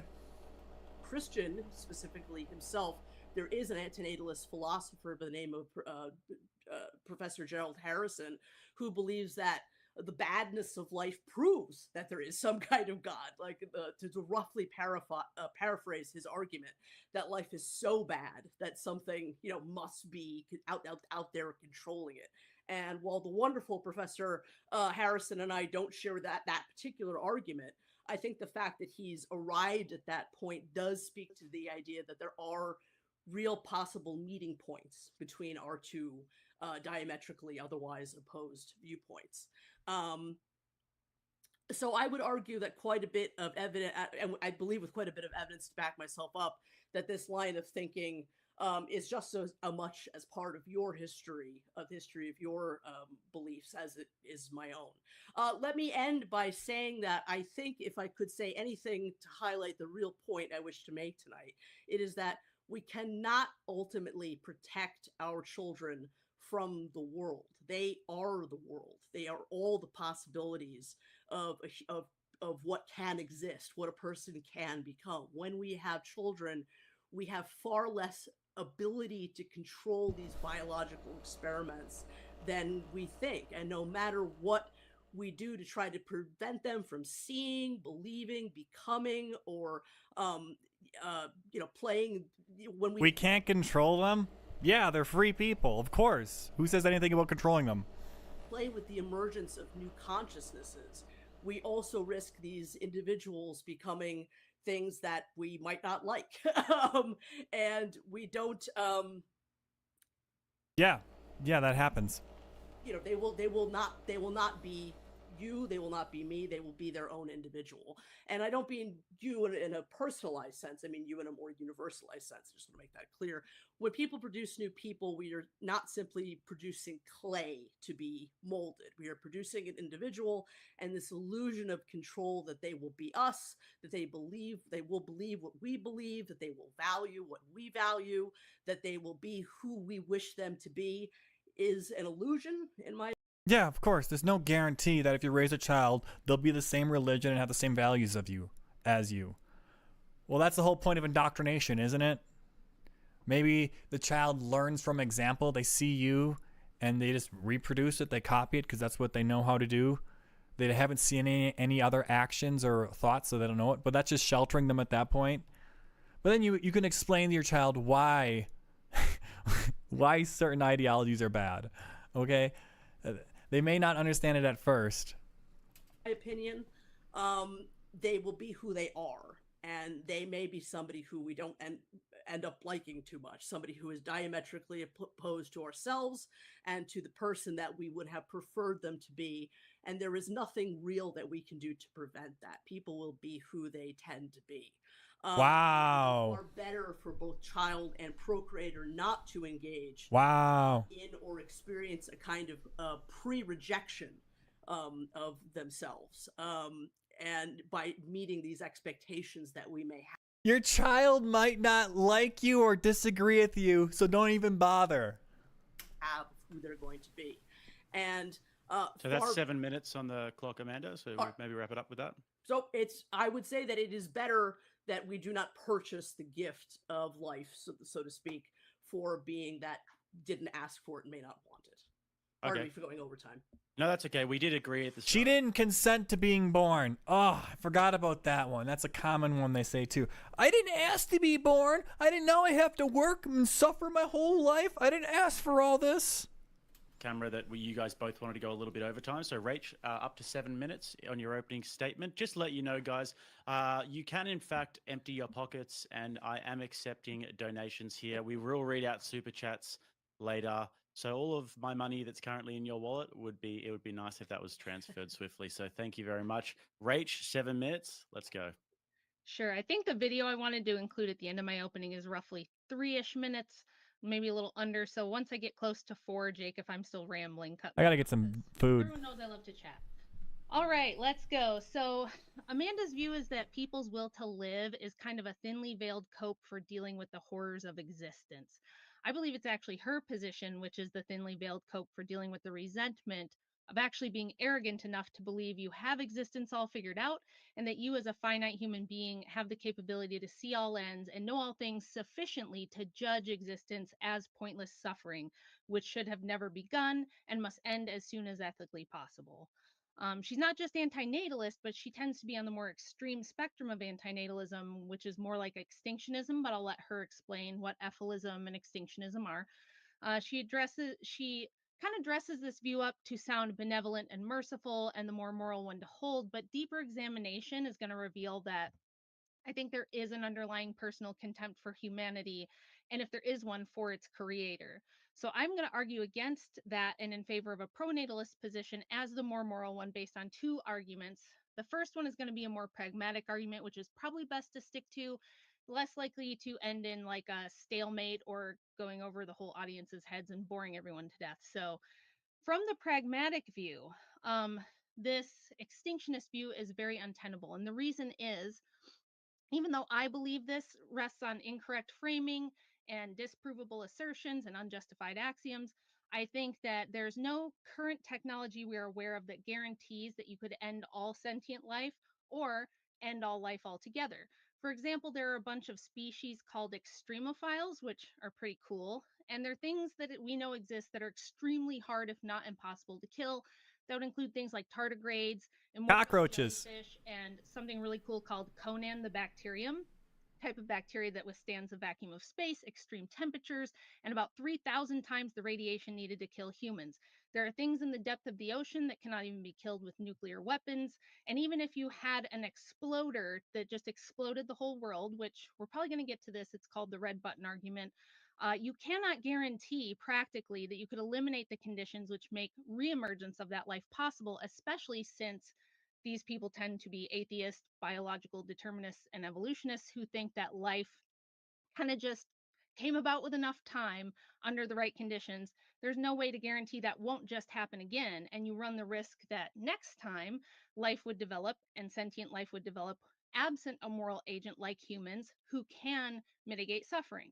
So if this were to happen, if you got rid of all humans and we just had an animal world, you would not have benevolent actors who would even have the will to mitigate suffering. You'd have an animal world that would be a predator-prey relationships. It would be pain with no medicine or treatments. It would just be diseases with no cures. It would be maximum suffering. So actually, from a pragmatic and utilitarian point of view, the smarter thing to do would be to advocate for a pronatalist position where, according to something called the World Happiness Report, which is a comprehensive study on well-being and how to enhance it all around the world. Yeah, I don't know the pronatalist argument at all. That's why I'm just kind of soaking it all in right now. says that suffering is most impacted by people's perception of it, and that people are in reality more benevolent than people expect they would be. So people like my husband Andrew, who have proved time and again in debates with atheists that even without belief in God, the Christian worldview provides the most consistent rational means for achieving virtue, universal morality, and justice than any other worldview. So the pragmatic solution would be to encourage as many Christians as possible to procreate, thereby limiting suffering among all sentient species, since wiping life out is at this point off the table. We could also get into metaphysical arguments, and if it goes there, I'm happy to go there. I'd like to ask questions like, can you prove that there's no value in suffering when most people think there is? Or, if life has no meaning, why does Amanda derive some sense of purpose from even being here? That's 4 So minutes. with that said, we'll go into the video. Oh boy. Oh no, she brought receipts. Here we go. Oh, I play this thing. Himbo moment. Vinny! I'm teasing you. I need to get Vinny in here. I don't even know if he's listening. Tap that screen, hit that share button. Oh, I threw Jake. You gotta feed the algorithm. Sorry about that. Oh, great. Skip it till it begins. Right, I've got the video here. See that on your... Oh. No, So, I can't. Feel about the When habit. I know how to fucking get. Yeah, It's okay. video. I downloaded it. Yeah, for the video. Wow. I'm not that familiar with StreamYard. With should be issues on the. Oh no, this happened live during a debate. Did you guys not test this audio ahead of time? Oh my god. Poor Rattlesnake. He is on fire right now. I know how he feels right now as a producer. Obsessed There it is. with OCD psychology. I'm a fucking need machine, duh. And sometimes my needs take form that are problematic. The majority of you are psychotic lunatics that probably should be shot. I mean, you know. I have, this extreme attachment problem. It's just part of how my brain works. So, yeah, I like Gary. I totally admit that I have an emotional attachment to Gary. Yes, of course. If persuading doesn't work, I would argue that sure, go ahead, push her downstairs, beat the shit out of her, do whatever you have to do. Every woman I ever stuck my dick into, I said, I don't care whether the condom breaks, I don't care whether magic fairy sticks sperm in your uterus. If you get pregnant, you're either going down a staircase or you're getting a fucking abortion, but you ain't having no fucking kid. I will kill you. Well, that's disgusting that you even say that. I would kill a bitch if she tried to have my baby. There's nobody in the world like Gary. I think he deserves, and I know deserve is a tricky word, but I'm going to go ahead and use it. I think he deserves to be loved and admired. Suffocate your kids at the, don't wait too long to do it, okay? But yeah, do it. I mean, really think about it for a minute. If a baby was sound asleep, let's say a 2-year-old baby, sound asleep, and we just give it some gas and we just make it a permanent sleep, have we committed a crime? Is a horrible tragedy taking place? Has there been buckets and buckets and buckets of horrible anguish and suffering? Have they taken place? Bro, this is what a serial killer would sound like after they are caught and are just spilling their guts to the police, or they're on stand or something. That's what you'd hear a killer say. What the heck? I mean, I have to admit it that I kind of, if I'm going to be honest, I do want to. I mean, I would like to have the right to do it. I mean, I want the official.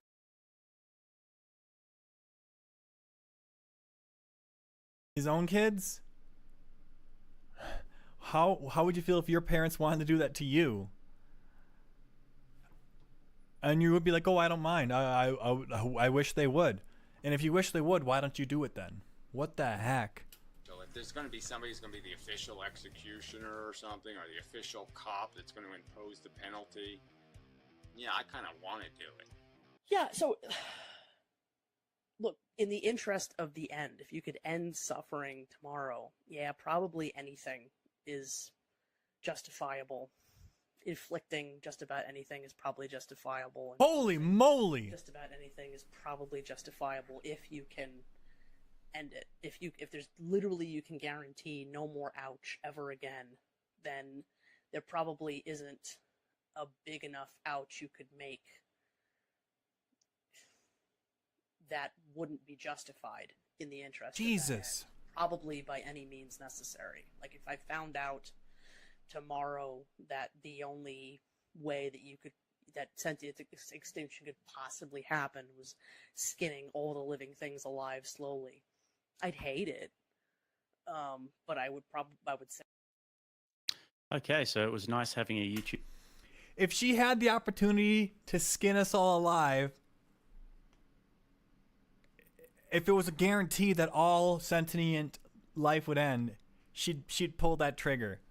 This lady is amazing. YouTube channel while it lasted. I really enjoyed my YouTube channel up until now. Yeah. Sorry about that. And this is not to say that Amanda's responsible for everything Gary said, but the gentleman you saw in the clip is kind of the guy who helped introduce her to her ideology, which is Ephilism. She's made a documentary, a movie about it, and has worked with this guy for a long time. And again, it's not that she's responsible for everything he's ever said, but there are some things within those clips that I think need to be touched on. I don't think we can just pretend that this is only an intellectual debate and we're only talking about philosophical ideas. I think there's a very strong reason to believe from those videos that these are people who do not, because they don't only share a worldview with us, they have a worldview that says it's permissible to do the things you just heard about if it means ultimately ending all life, getting rid of life so that there's no future suffering.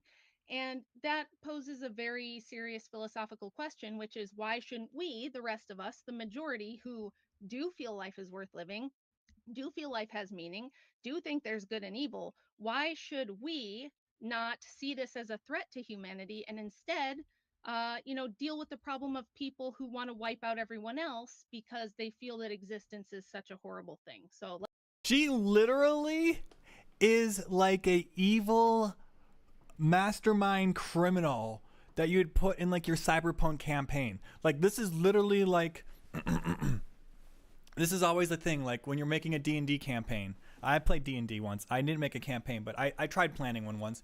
And generally the idea is, oh, you want to have like an evil protagonist that your player characters are fighting against. And you want to kind of make him despicable and evil. But you got to make them realistic sounding. So you got to have them have a goal. And sometimes these evil villains will have a goal that sounds, when you hear their rationale, it sounds so noble. Like, oh, I just want to end all humanity to stop suffering. That's why I created this super virus that I released amongst the population through the water supply. My goal was to end suffering. This is literally what that lady would be. Let's kick it off with that. All right, sure thing. Sounds good. That sounds like a good place to start the back and forths. And like I said, guys, you can appeal to the moderator at any stage if you'd like. Evil villain material. Guys, we are staring at an evil villain, but without the means and bravery.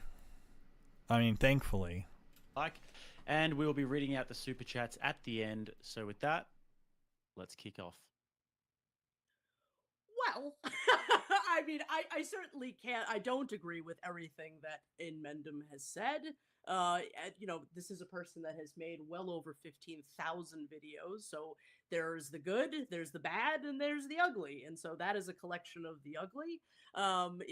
Okay, he was taken out of context, everybody. You watch my movie, The Ephilis, which is based on Inmendum's philosophy, it doesn't contain any of those statements.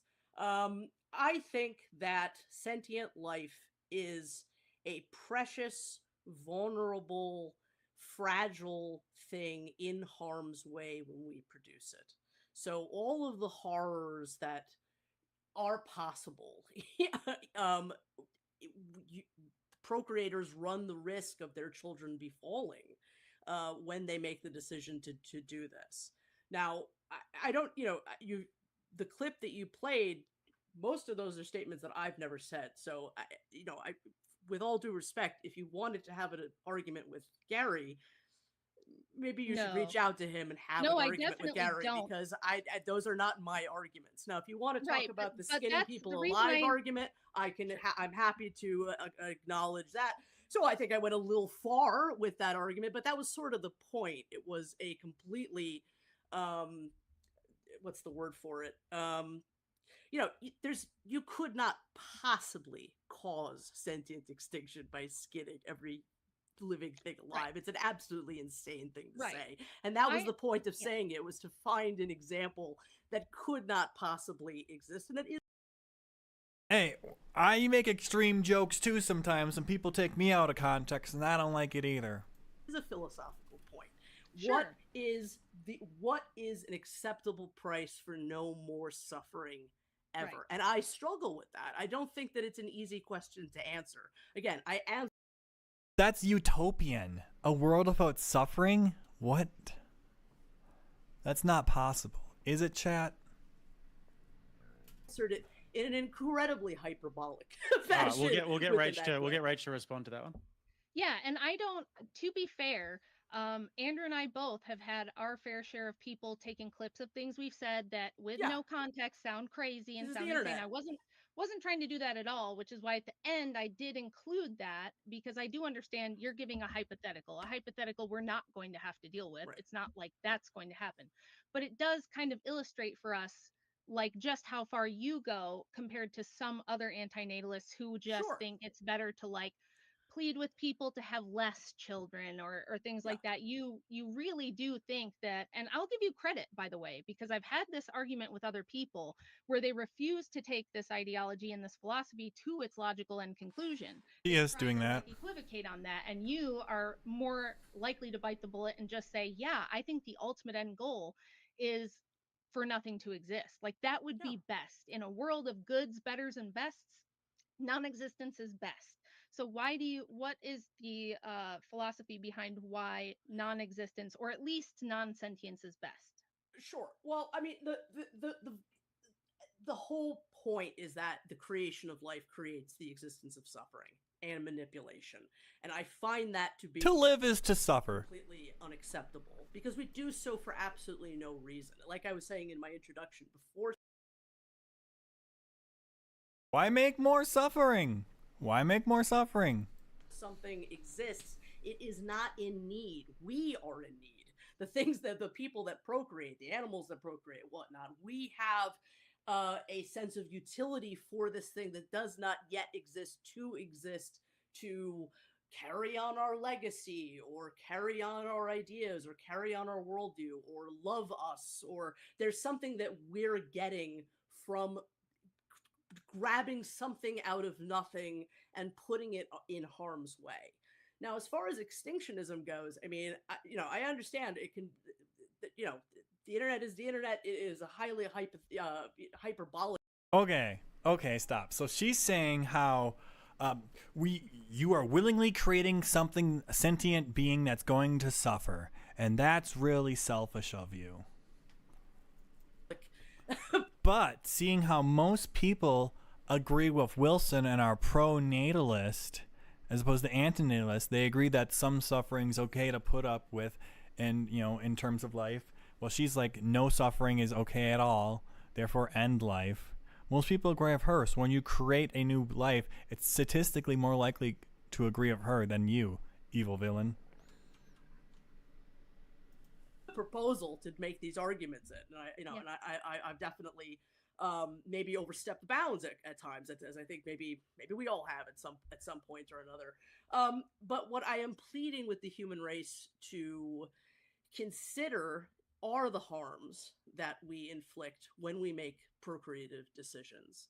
And I think that at some point humanity will end. Whether it's I think it's highly unlikely that humanity is going to make this voluntary decision, which was what I would like to see happen, where we all just sort of go quietly into that good night, through a collective act of non-procreation. This is what I would make my D&D evil villain say exactly, word for word. and that's really what the argument that I'm trying to make. But I think now if you are not only a anthropocentric antinatalism, which means that you're only concerned with human procreation, but you're also a sentiocentric antinatalist, so you believe that the existence of animal lives or beyond is. So this is a thing with most of the people. You find this problem on the left more typically. Not saying all leftists or people are liberal have this belief, but people who have this belief, you'll find them on the left most of the time, is they find all life to be equal. A human is equal to a dog, is equal to a mushroom, is equal to a rock. And the most extreme ones, yeah, will say a rock. But people like her are being like, oh no, we're so caring that we don't just want to end suffering for humanity. That's selfish. Really, all life should go out to end all suffering, not just us. Amazing. Also, one of the biggest emergencies in the universe, then I believe that our extinction carries with it some duties to them. And unfortunately, there's no way of undoing life without either sterilizing those lives or even ending those lives. And I'm talking about the lives of other sentient creatures. Now, So my D&D evil villain would say all of that, but they would be maxed out, or maybe my Cyberpunk 2020 character, they'd be maxed out in like intelligence and biomedical research, +5 to their PhD in virology, and they would try to design some sort of super virus that would end all life on Earth. And the plot of the campaign would be to stop them. Luckily, she doesn't have those same means, thank God. I don't propose, as you were saying, we don't have that technology. Like the red button is not a real proposal. It is a philosophical idea, and it has its roots far beyond anti-nature. Literally, she just like recommended it happening right here. She doesn't have the magical virology button that wipes out all life on Earth. She called it the red button. I called it the main plot of my Cyberpunk campaign. But I think that we need to do the right thing. We need to be thinking about that end. How do we end gracefully and not badly? Because the end of humanity, the end of sentient life. Okay, I know. How about you wait, 3.8 billion years for the sun to expand into the Earth? Problem solved. I think it is a reality that will befall living things at some point. And how do we do that with compassion? And I think that you can't do that with compassion without making the argument for what at least would be better, what at least would be the right thing, even if we don't have the tools to do that. How can that happen in the most graceful, compassionate way possible? Sure. So that was all kind of a big plea, like, I'm not a monster. What I'm saying is actually compassionate. Just like I said in my opening, I think this is going to be constantly framed as, I'm actually the nice one. Rachel wants you all to exist and suffer. I, Amanda, care so much that I think you'd all be better off. Rachel, I don't think you're a bad person. I really well, don't. no, I'm not even saying you think that. I'm saying you think one view is the benevolent view to hold and the other is a cruel view to hold. And this poses an epistemic question. How do you know that there's no reason or purpose behind suffering? Well, look, I think that it is neither really a benevolent or villainous position to hold, natalism. I think that it is. Hold on, let's hear her out again. I need to understand the Rachel question. Maybe I'm stupid. No, I'm not even saying you think that. I'm saying you think I want to try to answer Rachel's question. Okay. And the other is a cruel view to hold. Let's hear her out. This poses an epistemic question. How do you know that there's no reason or purpose behind suffering? How do you know there's no reason or purpose behind suffering? Was Amanda, I may have missed it, but was she saying that all the suffering is meaningless? Did she say that? All the suffering we experience is meaningless? Is our suffering meaningless? I would say no. I don't think our suffering is meaningless. Meaning is really down to the personal. What What you find meaningful is up to you. So this lady doesn't really. She can only speak for herself, and and she can define what she finds meaningful. And she would say that everything she's doing, she finds not meaningful at all. Then why do you do it? Why do you do this stuff, lady? Well, look, I think that it is neither really a benevolent or villainous position to hold, natalism. I think that it is a natural thing that people fall into that most people don't think about at all. And so it just sort of happens, unfortunately. Oh, we got a YouTuber here. Ultimately, biologically speaking, the justification for procreation is enhancing / regulating the mental health of existence. The justification is regulating the mental health of the... Whoa. Hold on. I gotta read this. If making innocent people suffer / die... Whoa, that's a nice acronym there. Morality without addiction. Do you want to like come on the Discord and talk? You seem pretty active, passionate. So let me try to read your stuff here, because I was reading before, but it was jumping because you were saying a lot of messages. All right, I'm gonna try to read now. If making innocent people die / suffer, Mipsid, via procreation is moral. Moral / amoral, because it enhances / regulates the mental health of the existent. Enhances. Oh my God! Why are there so many of these little acronyms? It seems any act that Mipsid. Oh my God! I'm trying to struggle. So I'm gonna go pull this in front of chat now. We can read this here. Oh, I gotta add this as a window. Hold on a second. I'm going to...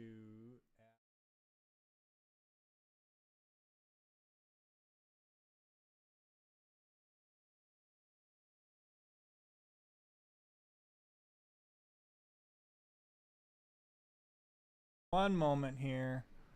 Where's my YouTube chat? Oh. This is not YouTube. What is that? Oh, this is...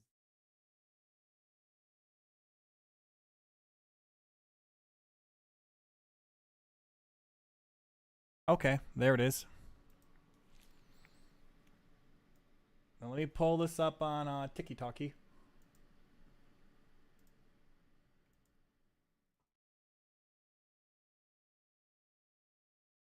Everyone can help me parse this together. Okay. Ultimately, biologically speaking, the justification for procreation is, hey, it makes me feel good. I get to have fun raising the kid. Okay. We're trying to put it in plain English, okay, sir? If making innocent people die, suffer, is moral / immoral because it makes you feel better, it seems any act...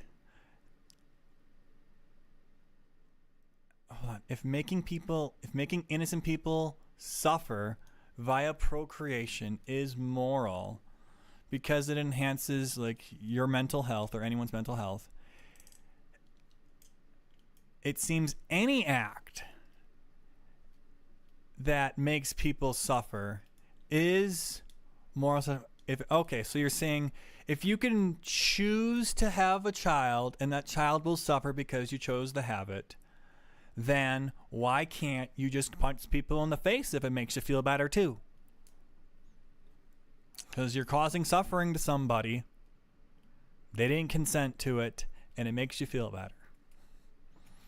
I'm therefore led to believe that endorsing procreation on the basis that it makes you feel better enhances the mental health of the existent, potential parents, others, is endorsing acts like ABs, RPs, violence, etc. If they can enhance the mental health, yes.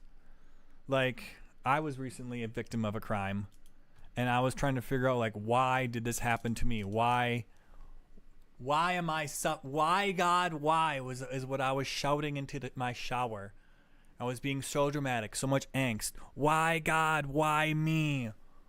What did I do to the guy who stole my motorcycle? Why is he stealing from me? Okay. I'm therefore led to believe that endorsing procreation is like endorsing other violent acts. Brah. Come on now. Come on now, brah. Hold on, let's try to hear you out though. I'm trying to good faith you the entire time. I'm therefore led to believe that, listen, you're trying to say that these people are going to suffer. But no, this is a thing though. It's kind of what my argument I kind of used against her, this lady. Oh, I just moved this over. It doesn't work like that. I would have to slide it over like this. Oh, I need to put my video higher than this. Hold on, sorry. You don't block me. I'm above that. Where's my TikTok? Anyways, hold on. There we go. I can see chat here. So, I'm therefore led to believe that endorsing procreation on the basis that it makes you feel better is endorsing acts like rape and violence if it makes the perpetrators feel better. To deem the perpetrator's acts as morally wrong based on this justification is to deem procreation to be morally wrong because it uses the same justification. In theory, making pro-natalists anti-natalists. Okay. Do I have an argument against that immediately? I haven't, this is my first time kind of delving deep. Like I can list the, this is an argument I haven't heard before, but I was, hold on here. Because I was saying before, I could list a lot of Amanda's arguments. Haven't really heard this one before.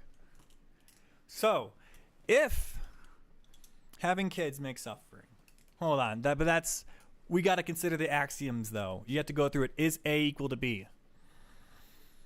If making innocent people suffer / die by is morally wrong,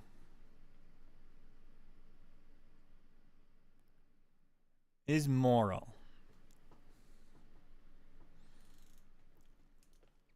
So this is assuming things, because we have to assume the unborn person can't consent or unconsent to being born. Oh, okay. You have a morality without addiction. Well, my friend, we'll have to check out your channel. We'll roll up there.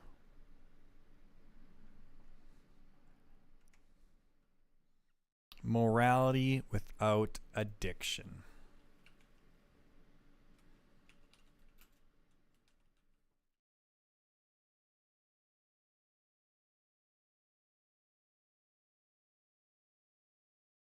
There we go. Why I think almost everyone is anti-natalist.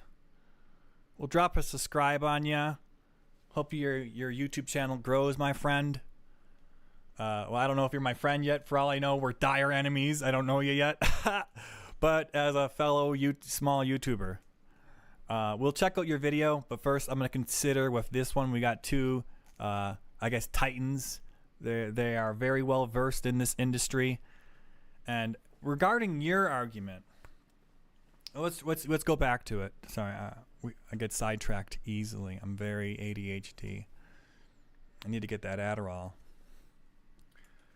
So I would say that people consent to the suffering to be born.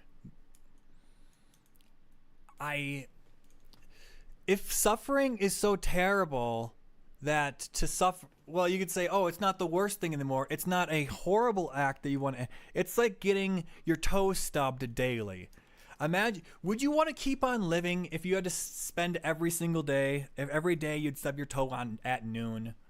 Would you choose to keep on living, or would you end your life because the suffering's too great? If we polled the population, I think you'd have a majority that say, yeah, I choose to keep on living even if I had to stub my toe every day.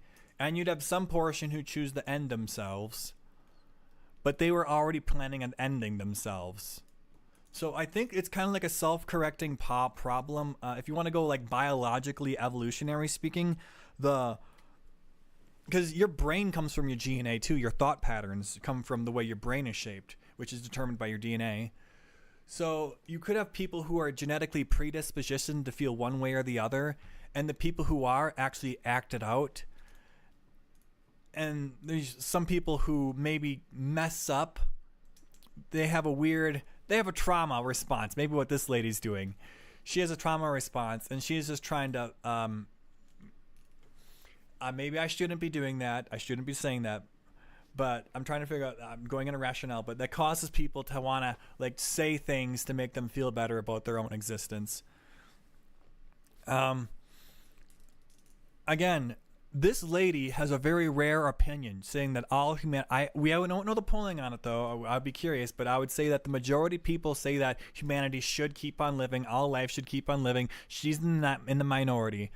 Now, that's not how you determine what is absolutely true or not true, because you should protect the rights of the minority. But also we make laws, and there's some people who are always losing in those cases. So sometimes there's going to be losers in life. In this case, these losers in life, that's not fair. These people who are anti-natalist, they are living without their consent, unfortunately to them. And I mean, they could choose to end their suffering. I don't want anyone to do that. But from a behavioral psychology point of view, their actions kind of show their belief, like how their strong beliefs are. I haven't heard this gentleman's argument yet though. But let's go on. So that's my rebuttal to point one.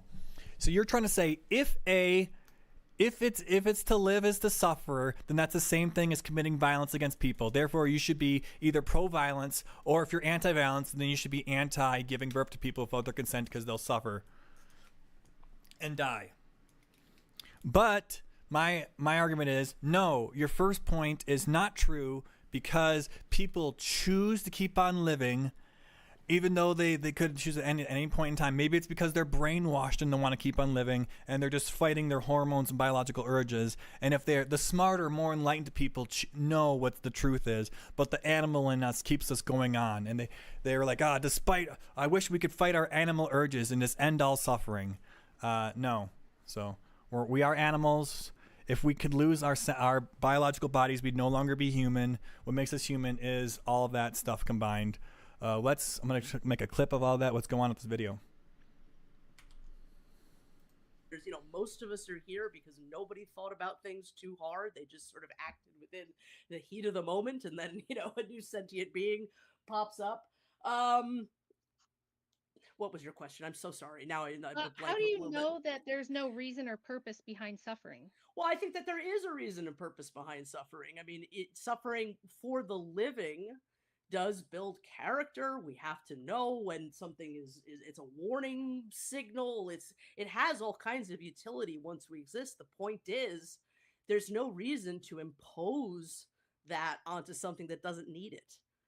Sorry, go ahead. It's interesting too that you said you think that most of us are here because people just didn't really think about it. And I've watched a lot of your videos, and I've read quite a bit of your book, and usually what you say is that the reason people reproduce is out of selfishness, and because we are propagandized and we've had this idea imposed on us from a young age that we don't have a natural drive to actually have children, but a natural drive only to have the sex that produces children. So yeah, but this is from an evolutionary point, selection point. The selection, those people get bred out. If you don't want to reproduce, those DNA don't get carried on. And so the DNA that encourages the thought process to reproduce, it's carried on. It's not the most like smartest people. If you guys watch Idiocracy, it's not the smartest people that are the most genetically successful. It's who can reproduce the best. And in that movie, the dumb people, could reproduce faster than the smart people who chose not to have kids. So, do you believe that? Is that you're accurate? right. I think that when we don't think about it, when we're not considering this idea philosophically, when we're just acting, I think it's mostly the sex drive in action. And then yes, there is more of the ideology of or the what I can't think of the correct word for it, but there is natalism as a philosophy all its own that some people like yourself take on. So I think that both things can be true. I think both So things are true. fundamentally what I'm asking here is why should somebody, if they're listening to both our views, and mine is that from the Orthodox Christian worldview, which is different than other types of Christianity, we believe that the purpose for existence is something called theosis, that you are born and created by a loving creator in his image, and that the Rachel, you can't be. I know this is a personal, but the religious stuff, you're not going to convince atheists with that. So you need to give a more atheistic argument. Well, what's here out though? Prepare us for the next life, that this one is temporary, that the next one is eternal, and that it is to through humility and love and repentance to find our way back to God and what we were originally created to be before evil entered the world, which gives our suffering and our trials purpose and meaning, and it gives love and natalism meaning. And contrast that with your worldview, which is there is no God. Everything's kind of a biological accident. There was just enough time and enough conditions that we just ended up here. We really don't want to reproduce. We really just want to have sex. And there's, no reason to impose life, which is terrible and a net negative, right? It's all this suffering life. There's even a guy, an antinatalist, who has a channel called Life Sucks. And, I've seen a lot of your podcasts with a lot of these folks. And again, here and in your soft white underbelly interview, you come off as, well, I'm just trying to be reasonable. I'm just trying to be, I'm trying to reason with people and get them to understand it's actually, an immoral thing to do, to impose existence on someone who can't consent to it. But there's a whole lot of problems with that, and we can get into that. But why would anybody hear your view and think it's more reasonable than my view? What's the actual epistemology? We're all just brainwashed to want to live and reproduce. And that you're correct about the nature of life, and that there is no creator, and that this is all just a biological accident. Well, I don't know that you're wrong in any kind of absolute sense, and my mind is always open to the possibility of being changed. But I also, what matters most is why. I guess a question for you is, why are you so sure that the people that you will produce, or people with your like-minded view will produce, will accept your worldview? Because again, is what I was saying. Oh, I'm not at all convinced. So what she's saying is, my mom was pro-natalist like you, and I was born from her. So what are you gonna do? What would you do if your next child was like me? What would you do if your child was anti-natalist, huh? Wouldn't you feel bad? That was terrible. So why take that risk? There's every chance that out of the 5 children I have, 1, 2, maybe 4 or 5, maybe all of them will become atheists. They won't believe in Christianity anymore at all. That doesn't mean that I don't still have the imperative to do what the Lord says, which is go forth and multiply, and make more image bearers of God, who could potentially be good moral agents in the world. And that even if they aren't, and even if there is suffering in their lives, or they cause suffering for others, that God can bring good from that suffering. So the Christian worldview says, yes, there's suffering, but God has decided that like a famous quote from Augustine, that the Lord has decided there's more utility. That's her argument, okay? It's a fine argument to have. It's just as right as any argument, really. In that suffering, and that it can be used for more good than for bad. And I don't believe that I have enough knowledge because I can't foresee all ends. So part of this worldview that you have is that morality basically boils down to consent, which is something I've wanted to debate for a long time because I've heard so many utilitarians and libertarians and like even liberals argue this, that consent forms the basis for all morality, which I think is silly and stupid on its face. There's a you can't say that consent is the only thing. We could consent to things that are harmful, to things that are bad, even if we agree that those things are bad. So consent doesn't make it moral. So what's your basis for saying, because you guys say, right, unless you have another argument I'm not aware of, your argument is that you shouldn't bring humans into existence because they can't consent to existing before they're born. It is a antinatalist argument based on consent, and I bring it up because it just is an argument that a lot of people conform to. I don't typically make that argument myself because it's very easy to get caught up in, oh, but you're talking about non-existent beings and we're talking about counterfactuals, and then people get kind of lost in that. More so what I posit is that it is a risk to create new human beings, that you may have these beliefs about, bringing more children to the glory of God, and that God will protect them, and this is what, this is what he wants, and you're a vessel for that idea. But just the idea that this might not be a reality that your children accept, and that they may come to really be quite angry at you, not happy with the decisions made for them. I can't imagine being. You're a very intelligent person, and you can see the other side of what your child might experience, despite what it is that you believe to be the correct thing. And so I just don't know how you. Despite what you believe to be the correct thing, and that's not what you believe isn't the correct thing. This is the ultimate extreme of the care harm. Let me pull it up. You mentally make that leap over into finding that to be an acceptable proposition. And I'm sorry to get personal. I wish absolutely nothing but doesn't the bother me happiest at of all. lives So, for you and your children. Well, this is the problem with negative utilitarianism to begin with. It boils everything down to all life experiences being valued with some type of scale from negative to positive, from suffering to pleasure. And I'm wondering if you can tell me, because when I think of life, I think of life experiences usually being a mix of pleasurable and suffering, right? So like I love working out. I've been weightlifting for 17 years. Leg day is both pain and suffering and pleasure and satisfaction for me and for everybody else who's ever done a hard leg day. Can you tell me where the line is between suffering and pleasure, and how do we know where that line is?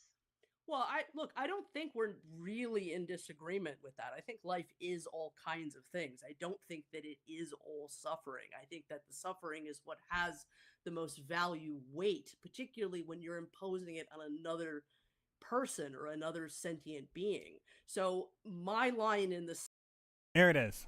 Pulled it up for y'all. Oh, I clipped out the bottom. I gotta.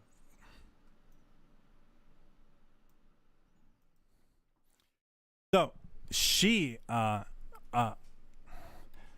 Jonathan Haidt did a cross-cultural survey with a bunch of questions asking that were categorized in a way to figure out if people cared about harm, minimizing harm, ensuring fairness, respecting authority, in-group preference, and purity.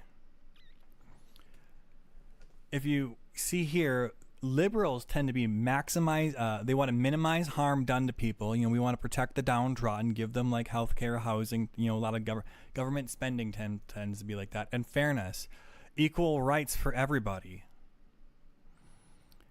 And they don't really care about purity. That's where you used to be like, oh, if gay people want to do stuff, if two consenting adults want to do stuff, they don't really care about authority, they don't respect their parents. And you see how it just kind of makes sense. And conservatives, they tend to just have all these morals.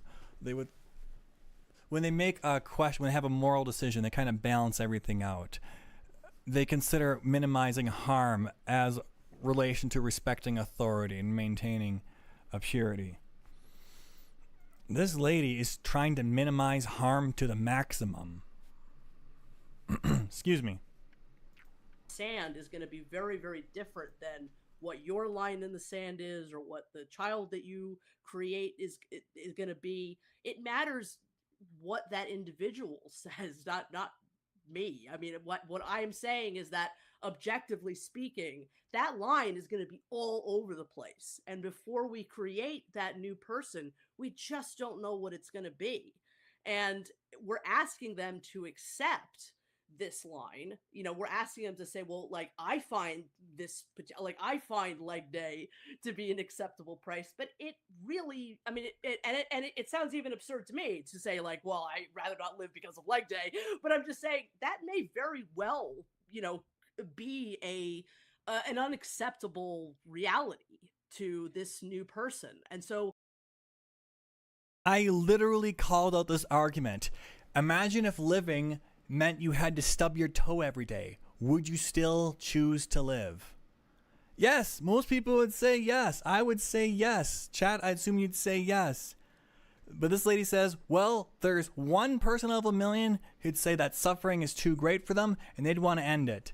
And because of that, no, don't bring any more people in the world because of that the minority opinion. Literally called it. Why not take the fail safe? How are you so sure of the existence of a God and this being the meaning that you have to create out of your own sense of purpose and direction, that you're willing to make some other non-existent individual pay that price? Wow. I gotta say, it's a little disappointing that we ended up so quickly right at the point that I end up with all utilitarians, where they basically concede, hey, my whole worldview is arbitrary, it's subjective, it's just based on personal preference. And when you say, how can you take that risk? Well, I'll explain. It kind of goes back to Pascal's wager here, but it's a little bit even more in depth than that. And I didn't think we'd get into metaphysics this quickly, but uh, the risk you're taking by assuming your worldview is correct, which you don't have any good foundation to believe your world is correct, that there's no creator, that there's no purpose, that there is no utility in suffering. So with this problem that you have, if life has no meaning, there is no God, there are no higher duties, then we have no reason we ought to value consent. We have no reason we ought to care about suffering whatsoever.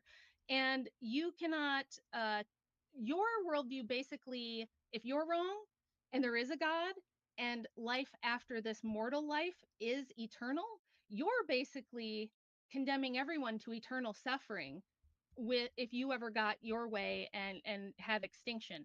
Me, on the other hand, if I'm right, at least some people get eternal well-being. Maybe a lot of people get eternal well-being, and those who didn't ended up there because of their own free will. And if I'm wrong, all we get is what, and you're right? If you're right about the world, then when we die, we just have everlasting neutrality, everlasting peace. We just go to sleep, we never wake up, and we suffered for a short, finite amount of time when we were here, but that's not so bad. So I would say that, but even more than that, even more than this question of, we could always just go back to we both have axioms and whatever, but yours are particularly unfounded because we could just look at transcendental categories like the logic required for you and I to be here and think through these things, for us to be sentient, for us to think through the logic of our arguments. Hard to justify that if there's no God. Let's go back to your red button experiment. And would you prefer to end all life, or do you just advocate for ending sentient life? So you said a lot of things there, and I maybe we'll jump back to some of those other points. But well, no, I think it would be best if all life ceased to be. Now, I don't. That's not to say that insentient life is suffering, but there is just a reality to the fact that a plant is either in a state of deprivation or not. It is alive or not. And that to me spells unintelligent design. Even if something made it, it made it, it certainly didn't think about it certainly didn't have a sense of value for the sense that this thing could be either deprived or not. And I think that sucks.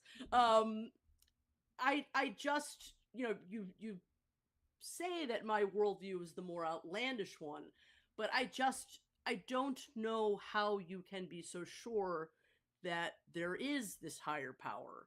And if there isn't, then you have sacrificed the beings that you love most for the sake of your own assuredness. And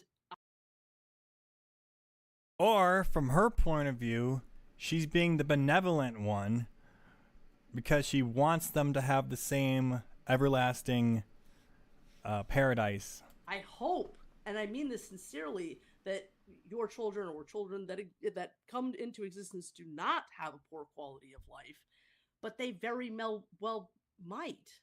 And so I just don't understand. I know I'm repeating myself, but I just don't understand how you can take that chance. The fail safe is to not play God, is to not assume what God wants, because he may very well not exist. I don't think that he does, but you yourself are playing the deity here when you procreate.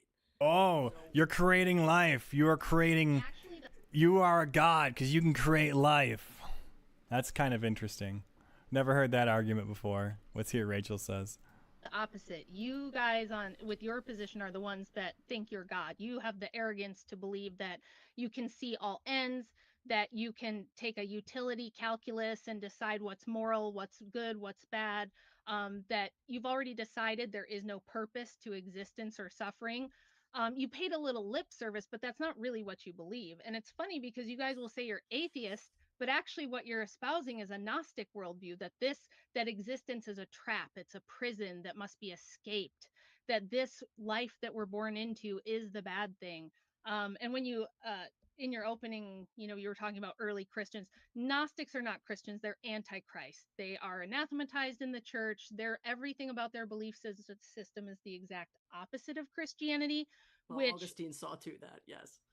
Yeah. He was a prior Manichaean too, so he made Yes. sure that his Manichaean brothers were all killed so that a more orthodox Christianity could survive. So I don't. Right. Yeah. Well, I mean, that in your soft white underbelly interview, I know you said in there that you were kind of unemployed or partially employed. Did I hear you say that you're a caregiver? Yeah. Yes, I'm a caregiver. Would that be for elder people, sick people, children? An elderly person. I'd rather not get into Sure. I don't want circumstances. I don't want you to dox I don't really yourself. see how I don't that want matters. you to give any details, but I think it matters tremendously. I would not want someone taking care of elderly people who thinks that life is not worth living and that sentient life should be wiped out. That seems like a major conflict of interest. I think it's a major. For you to say that I'm the one taking the leap by saying, "Hey, I'll err on the side of a God existing." Now, it's not that I'm certain. I don't think either of us are going to say we're certain. Do you think when this lady watches old people die, old people pass, she says, she smiles and is happy about it, like, oh, thank God, their suffering's over? As like a nurse? I don't know. Logical sense. But have you ever heard of the transcendental argument for God and the argument that transcendental categories prove there must be? Okay, you should probably look that up sometime. It's probably beyond the scope of this. But do you think that the laws of logic are discovered or did we create them? I think that they're discovered. Okay, so that would lend to the idea that something beyond the physical material world pre-exists this physical material world, that some mind had to exist for this physical world to exist. So you're not actually a biological essentialist. You're not actually a full materialist and you don't even know it. I just expected more from somebody who wrote a philosophy book. I thought we were going to get into negative utilitarianism. I was Philbroing, I was like exercising my Philbro muscles in my brain because I haven't used them in a while because I'm usually just debating feminists who are like, I don't know, I just think like I should be able to do whatever I want and stuff. Okay. So I really thought we were going to get into that. So I'm a little disappointed about that.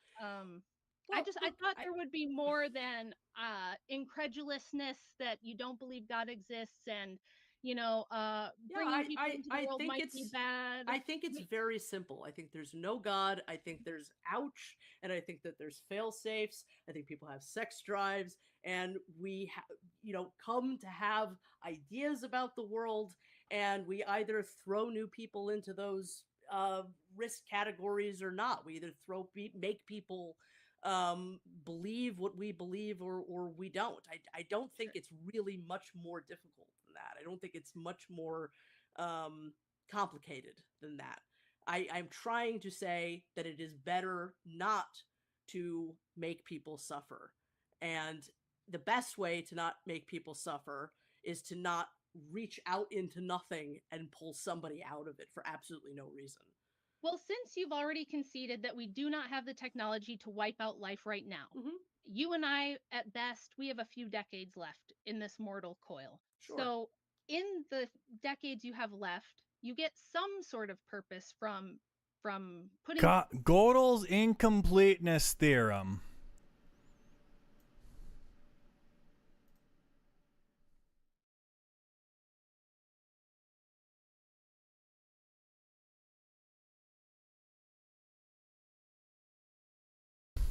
We're going to rewind here. We're going to rewind about a minute.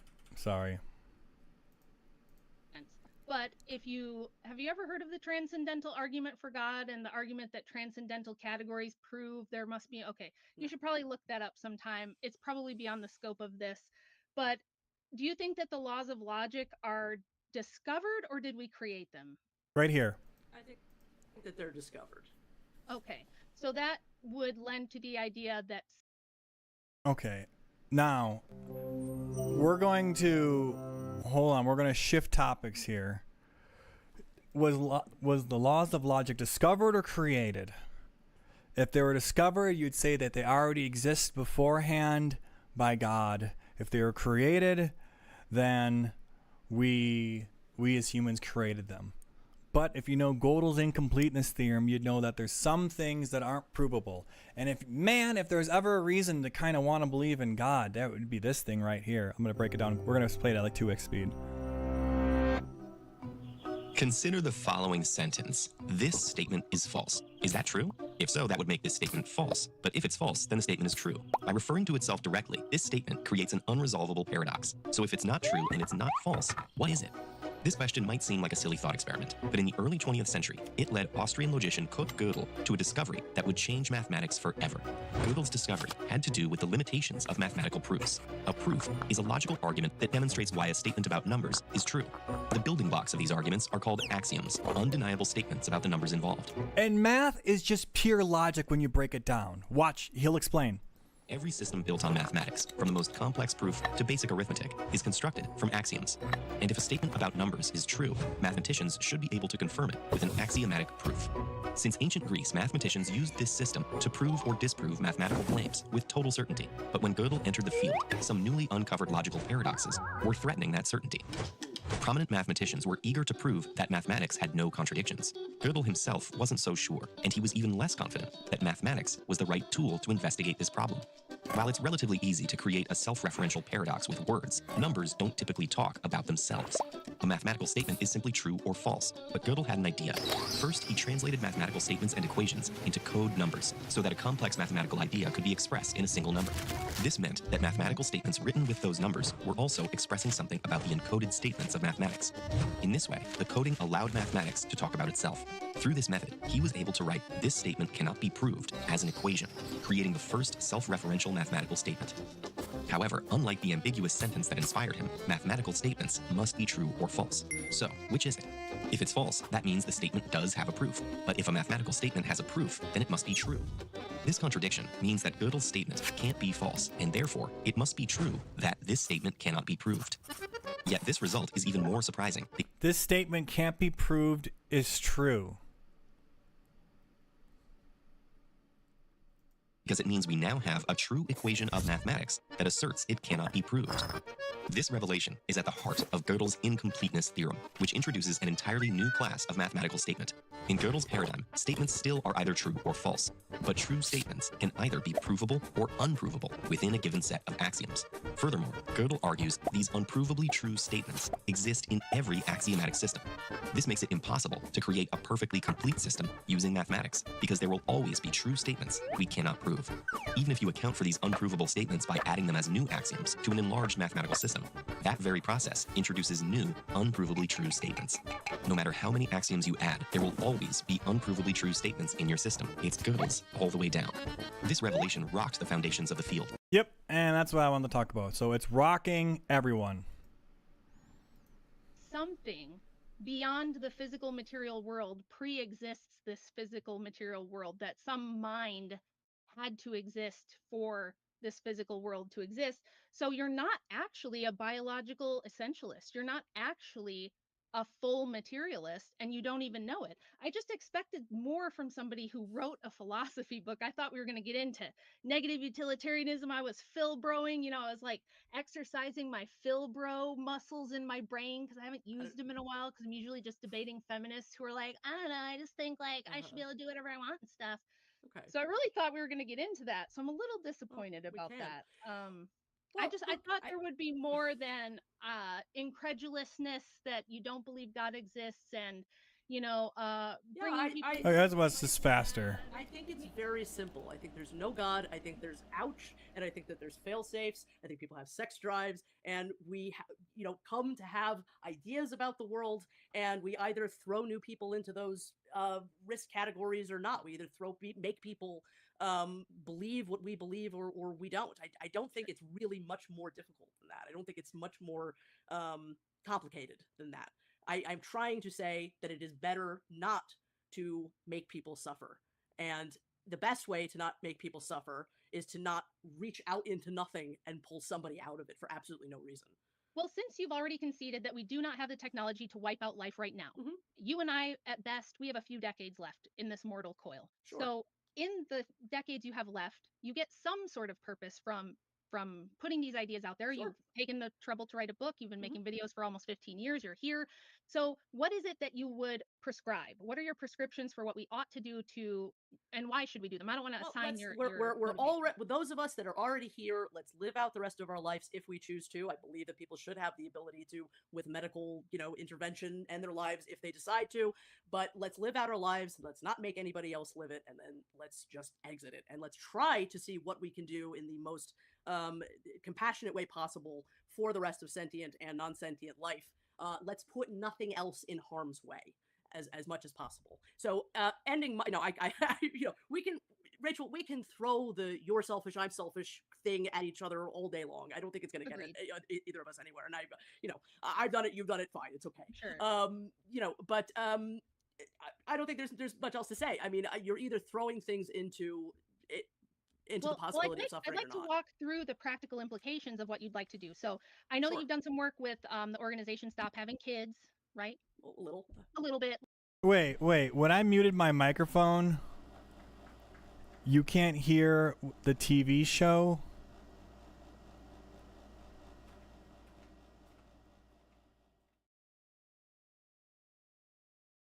Really?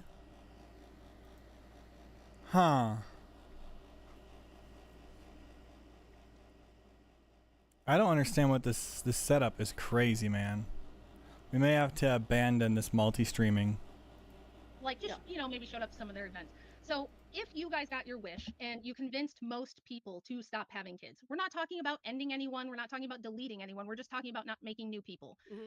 What do you think would happen if you guys got your way? World population it's already, if people think that Amanda's crazy and this debate isn't worth having, just take a look at the birth rates right now. Yeah. Okay. But they're not because being with science convinced and by technology and liberal, Let's also be clear about What's that. People aren't choosing not to have children because of antinatalism. No, but I'm just saying, like, but you could argue, and I do in my book, that Malthusian propaganda has had a big impact, that environmentalist propaganda has had a big impact, that feminist propaganda of all has had the most impact in convincing women of this mentality that life is a prison, motherhood is a prison, that you're trapped, that you can't live your best life, that children are a ball and chain, that just being a baby factory is gross and weird, so this mindset in this age of new atheism and industrialism and feminism has done a lot of bad work, in my opinion. It's been more effective than I would like it to be. But let's just say that it keeps going down this path. Let's say we continue and the birth rate continues to decline and the broad antinatalist perspective takes over, and eventually we do have just a very tiny population and eventually no human beings at all. What does that mean for the rest of life on this planet? Well, it means that human beings are either going to value being the stewards of the rest of life or not. It either means that the animals, we're going to do something to make sure that animals are not trapped in the cycle of sentience forever or for an indefinite period of time, and that their suffering doesn't go on and on and on. We're either going to value that, or we're going to allow animals to inherit the earth. Now, antinatalism is not a monolith on that subject at all. There are forms of antinatalism, like the voluntary human extinction movement, that does believe that we should allow the animals to inherit the earth. That is not my view. I believe that we should do something to what should to end the animals. No. And that's I am not. I mean, I'm trying to make an argument for what I believe is the correct path. Now, how you implement that, how you engineer a graceful exit for all of sentient kind or all of life, it's a lot more than a schmucky little artist can figure out. And I've said that again and again and again. I believe that this is sort of something that humanity needs to take on as a future project.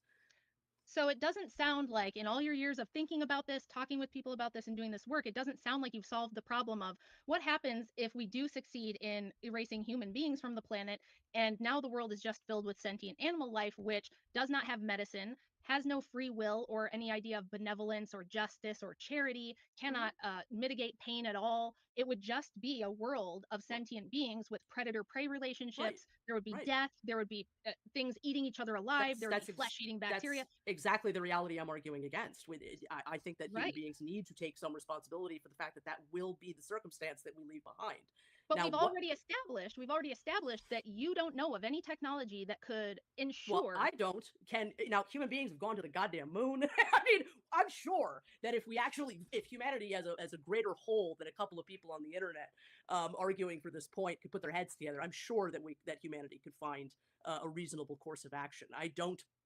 Listen, we do sterilize animals in the wild even now. We do. There are certain. I mean, we unfortunately are bringing species to horrific extinction even now. I believe that there has to be ways in which we could do that in a more benevolent fashion. So I don't think that these are circumstances that we can't possibly find the tools for. All I'm trying to do is make the argument that this is the correct end game, that this is something that we should value, and this is something that that humanity has to value and work on.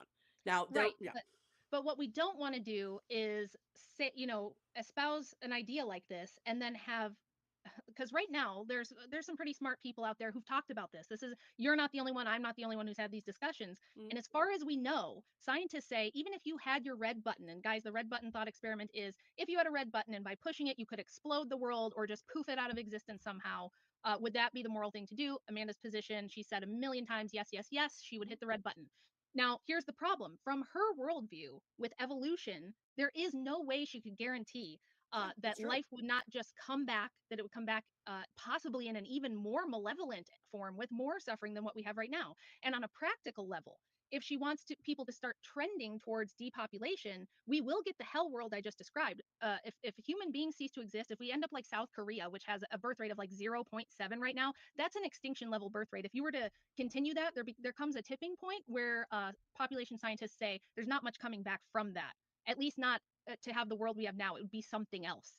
So you take this huge risk of having a world with infinitely more suffering and no benevolent human beings, no Christians, nobody with a higher nobility or an idea of justice or benevolence or charity or helping others for no reason. You run a very legitimate risk with Amanda's prescriptions of inheriting a hell world of nothing but suffering with no human beings that have free will there to do anything to mitigate it whatsoever. So why, in the situation we find ourselves now, with the technology we have and the knowledge we have now, after thousands of years of philosophy and science and now hundreds of years of technology, why doesn't it make sense to take the most benevolent people who have a universal moral ethical code that does seem to give people purpose and mitigate suffering? When you look at the happiness index, Christians and religious people are the happiest on average. But even more than that, people who are like born sick and live lives filled with suffering say they want to exist and that they do find meaning in their suffering. Why not lean into that? Why not push for a more pro-natalist policy with less animals? Because animals have a much more suffering existence. So more people, less animals, less suffering from your utilitarian worldview. So from your own worldview, my prescription would cause less suffering, and yours would almost, I don't see a way around it. I'm waiting for you to give me a way around how your worldview doesn't inevitably result in even more suffering. Well, look, I think that Christianity has played a very large hand in getting the world to the state that it's in right now. So the idea that Christians are the most benevolent among us and they have not created a world in which people are not procreating as much as you would like to see and have created a world where all the suffering exists, I think is just patently false. Well, you raise a great point there. I'll just interrupt you quickly to say that you're correct. Christians are responsible for things like human rights, for things like hospitals, for things like medical technology. There is no reason from, and tell me if I'm wrong, I've never heard an argument against this yet, but from your view, there's no need, there's no reason to eliminate suffering. There's no reason to reduce suffering. There's no need to care about consent or injustice or fix anything. If life has no meaning and there is no creator and everything boils down to preference and just my arbitrary experience of negative versus positive utils and what, there is no reason for anyone to have this greater moral ought that tells them to leave a better world than they found it. Well, you're right. I mean, the world is chaos without this fiction that humanity is created of a god and the, a divine. AKA, you say life is meaningless, everything is a choice, everything is a preference. Therefore, your preference is just as valid as my preference. You can't prove your preference is right over my preference because you said everything's a preference to justify your earlier claims. And because of that, you can't prove me wrong because you're just making a moral theory. So I understand that, but it's just that. I'm sorry, and I don't mean to offend you, but it is a fiction. It is something that humanity has created in order to control humanity. That? What do you mean, can you demonstrate it? Can you demonstrate that my worldview is not true? Well, I don't believe that there's any evidence of a god. I think that this is something that humanity has created to control other human beings to behave in a particular manner. So you just admitted that the world is the mind virus. Christians, and that the only reason you don't believe that God exists or that Christianity is true is that just an argument for Christianity incredulity. You just don't has believe it. One, because it's just killed a lot of people and it's terrified a lot of people, and I think that that other forms of morality have not really been able to have the chance. If we can. Oh, really? You don't think that in all of human history, other moral systems have had a chance? So you think negative Christianity can do better? Yes, I do. Okay, on what basis? Well, look, there has never been a negative utilitarian world, right? So I can just say that I think that a world that values difference and values the elimination of suffering, when and as far as I can see, Christians are just perpetuating suffering for absolutely no purpose other than this belief that it's appeasing some god that I don't think exists, but you do. I don't think that that's creating a better world. I just think that if anything is to be followed, it's that we know that suffering is something that people don't enjoy experiencing. So there's no reason to attach any sort of deity to that notion. There's just reason to not impose it on new animals, new people. It's just a yeah. So you can't just really quickly, guys. Really quickly, I just wanted to quickly interrupt. Yeah, we're going in circles. We're gonna get straight back into it. But I just want to say, guys, over 850 people in the live at the moment. If you do want to support the stream, guys, the best way to do it is to just like that's watching this. So are going to have a debate on. Check out Jake the Rattlesnake. With that, I'll shut my mouth and you guys keep on debating.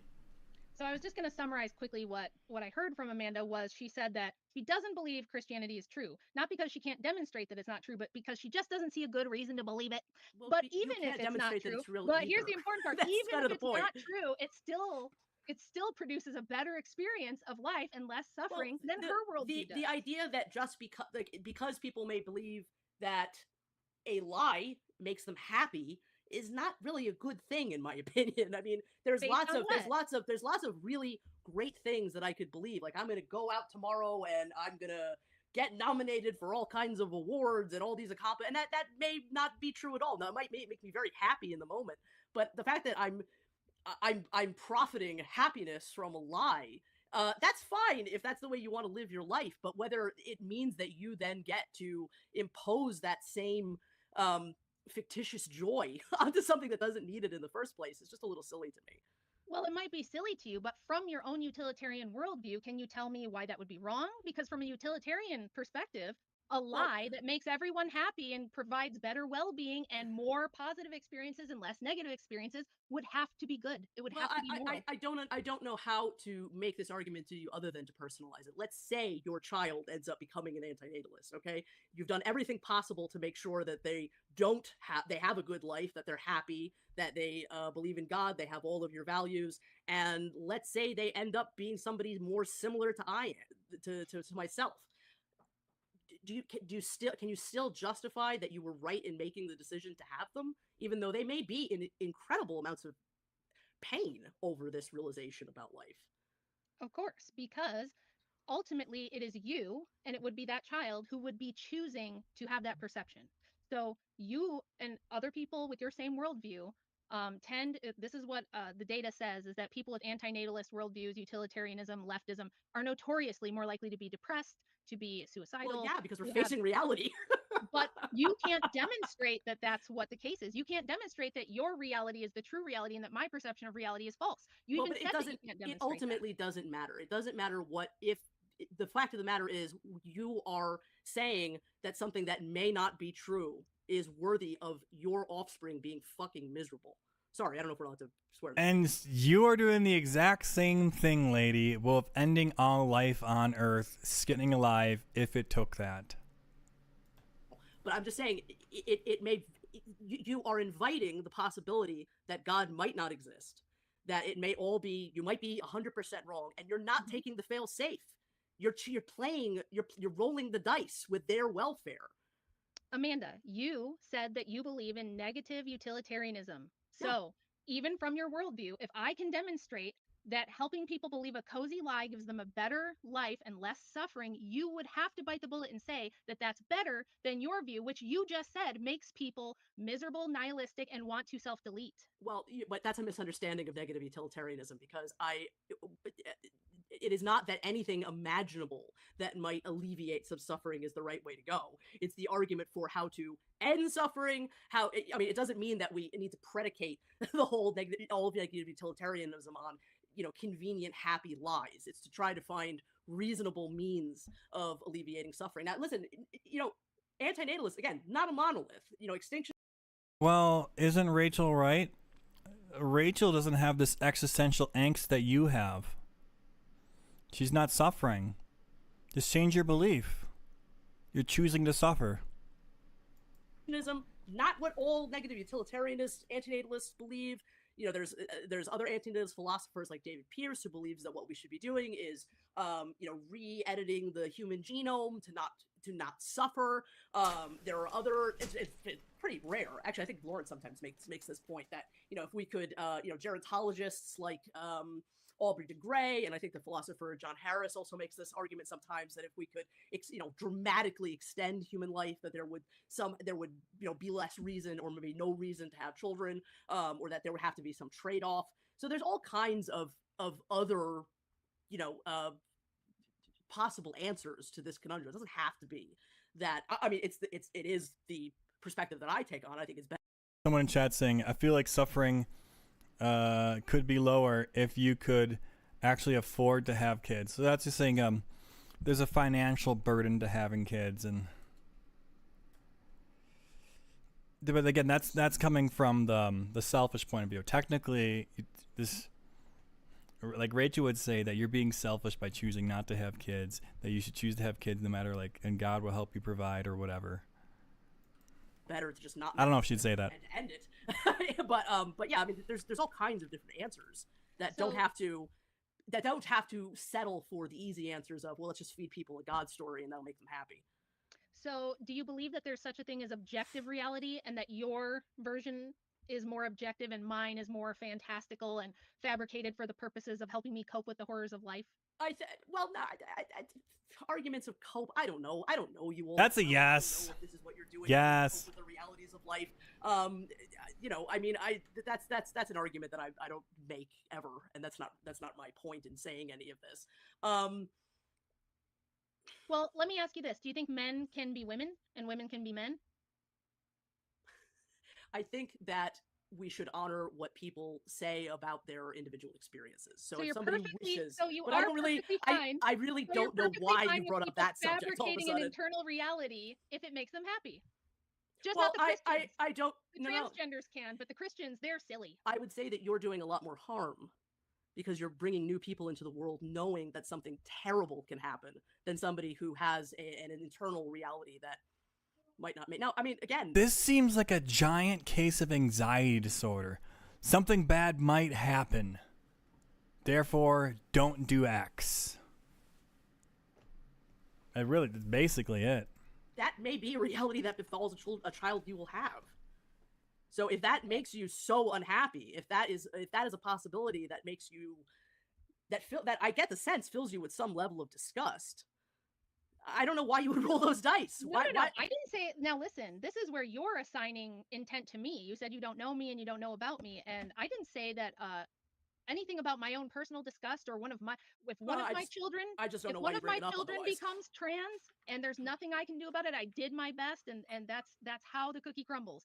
That doesn't get us away from the fact that your argument is completely contradictory and totally incoherent, because you think that when Christians assert that a God might exist, or that at least living in such a way that a God might exist and taking Pascal's wager is silly, delusional. You don't see it's an argument from incredulity that you don't see a good reason to believe it. You think your reality is true, but then you'll also say that if you find utility in pretending to be a lady when you're a fucking dude with a beard, that is perfectly acceptable and a fine thing to do. Please square that circle for me. You're putting all kinds of words into my mouth. Nah, she's not. She's logically consistent. And you need to refute her counterpoint that it's okay for one person to deny reality to make them feel better, but when a religious person wants to make up fantastical stories about reality, opposite denying it, that's offensive and not okay.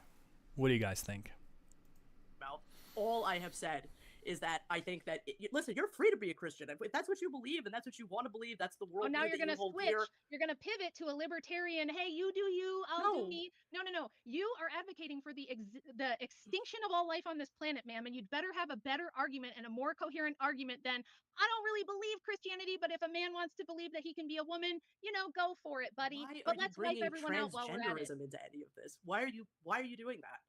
It's not the arguments I'm making at all. No, it's a pretty good point. It's about reality, accepting reality, denying reality. And it is a valid point. I wish you'd refute it. I don't know how you could logically refute it. She kind of has you squared, especially when you agreed with the schmans movement. Therefore, you kind of boxed yourself in now. Because of the, you're not, poor Amanda. What are you going to do? Get yourself out of this, man. Your book that you wrote, the videos you've made, it's all incoherent. It's a contradiction. You are in mental contradiction. You can't give me any arguments for why we ought to do what you're saying we ought to do, other than you just think it's better. And you can't tell me how we're going to get there. You're like, well, we don't have the technology to do it now, but I still think we should try. And I say, what if that results in infinitely more suffering? You're like, I don't know. I just think we should still try. It's like, if you're going to write philosophy books with people and publish them in Cambridge, I expected better. I'm just a homeschool mom with a high school diploma, and you are presenting incoherent arguments that don't work and incoherent logic here. So maybe you can express it better. You are also espousing that there might not be a God. You're admitting that you might be wrong as well, and that if you have a child under that belief, you might be doing them harm. So I have never at any point said that I have all the answers or that I know what the end game looks like. Ultimately, this lady is maximum in minimizing harm of the moral foundations. She just wants to make sure nobody gets hurt, to the point that she will kill the entire living species on Earth. Therefore, they never have to suffer a single second longer. I wonder how she feels about fairness. Probably the same way. She's probably just maxed out on this. She is on the But it is my firm belief. It is not a delusion, or is not a facade. It is not something that I. But yeah, she would rather take the 1 in a million chance of reducing harm for everybody permanently than be wrong. Am espousing for whatever nefarious ends, that it would be better if we played the failsafe, and it would be better if nothing sentient was in harm's way, that it would be better if life itself was in harm's way, because it is not running a profit, because there's absolutely no reason to do it. It is here by pure aberrant chemistry, and we value it. The living, we need it to be good. We need it to have all of this meaning that goes beyond the terrestrial meaning that we can assign to it. But if there is any doubt that might be the case, that God doesn't exist, and that if there is any doubt in your mind that a God exists, and if I am in any way correct, that all you are doing is rolling the dice with the sentient welfare of the things you espouse. They're both rolling the dice. No, technically, you're rolling a dice that God doesn't exist. She's rolling a dice that God does exist. They're both technically dice rolls with infinity level consequences. Rachel says that her dice roll is God exists, and we want the infinity positive outcome. Amanda says and if Rachel was wrong, then she would get the -5 neutral outcome. Amanda says existing for a -5 neutral outcome is not worth it, because that's a billion people. Billions of people are getting the -5 neutral outcome, because there's always some amount of suffering you're going to have to live through. No matter how much pleasure, there's always going to be some suffering, and you always end up dying. So it always comes to, like, you're born and you die, so it breaks even at the end, and then any suffering just makes it negative. So that's why I say -5. So her proposal, if she was right, she would want to end all life, to do like a -1,000,000 right now, to stop the -5s from going on for infinity. So she's making, if you understand math, that's kind of like I'm playing here, but she's trying to do like the ultimate bad to prevent the ultimate prolonged suffering. Now, if Amanda's wrong, she's just and Rachel's right, she's going straight to hell. So really, Amanda's just in a lose situation here, and Rachel has got the Pascal wagers on her side. And I just don't understand how you could possibly justify that decision. Well, let's go back once again and just point out that the reason you're like, I don't understand why you're bringing this up. I'm going to call it Matt Dillahunty's dilemma, right? That you and other atheists will say to Christians that it's actually not good for you guys to come up with these lies and these things that aren't true, these fantasies that you, even if they help you cope with life, even if people report more meaning and purpose, less suffering, a reason to suffer, that you find purpose in the suffering, if you're going to suffer anyway, that it's not worth it because it's not in touch with reality. But then you guys are perfectly willing to allow other people to have internal fantasies, as long as those things, for example, feminism. If you don't like the transgender thing, let's take feminism.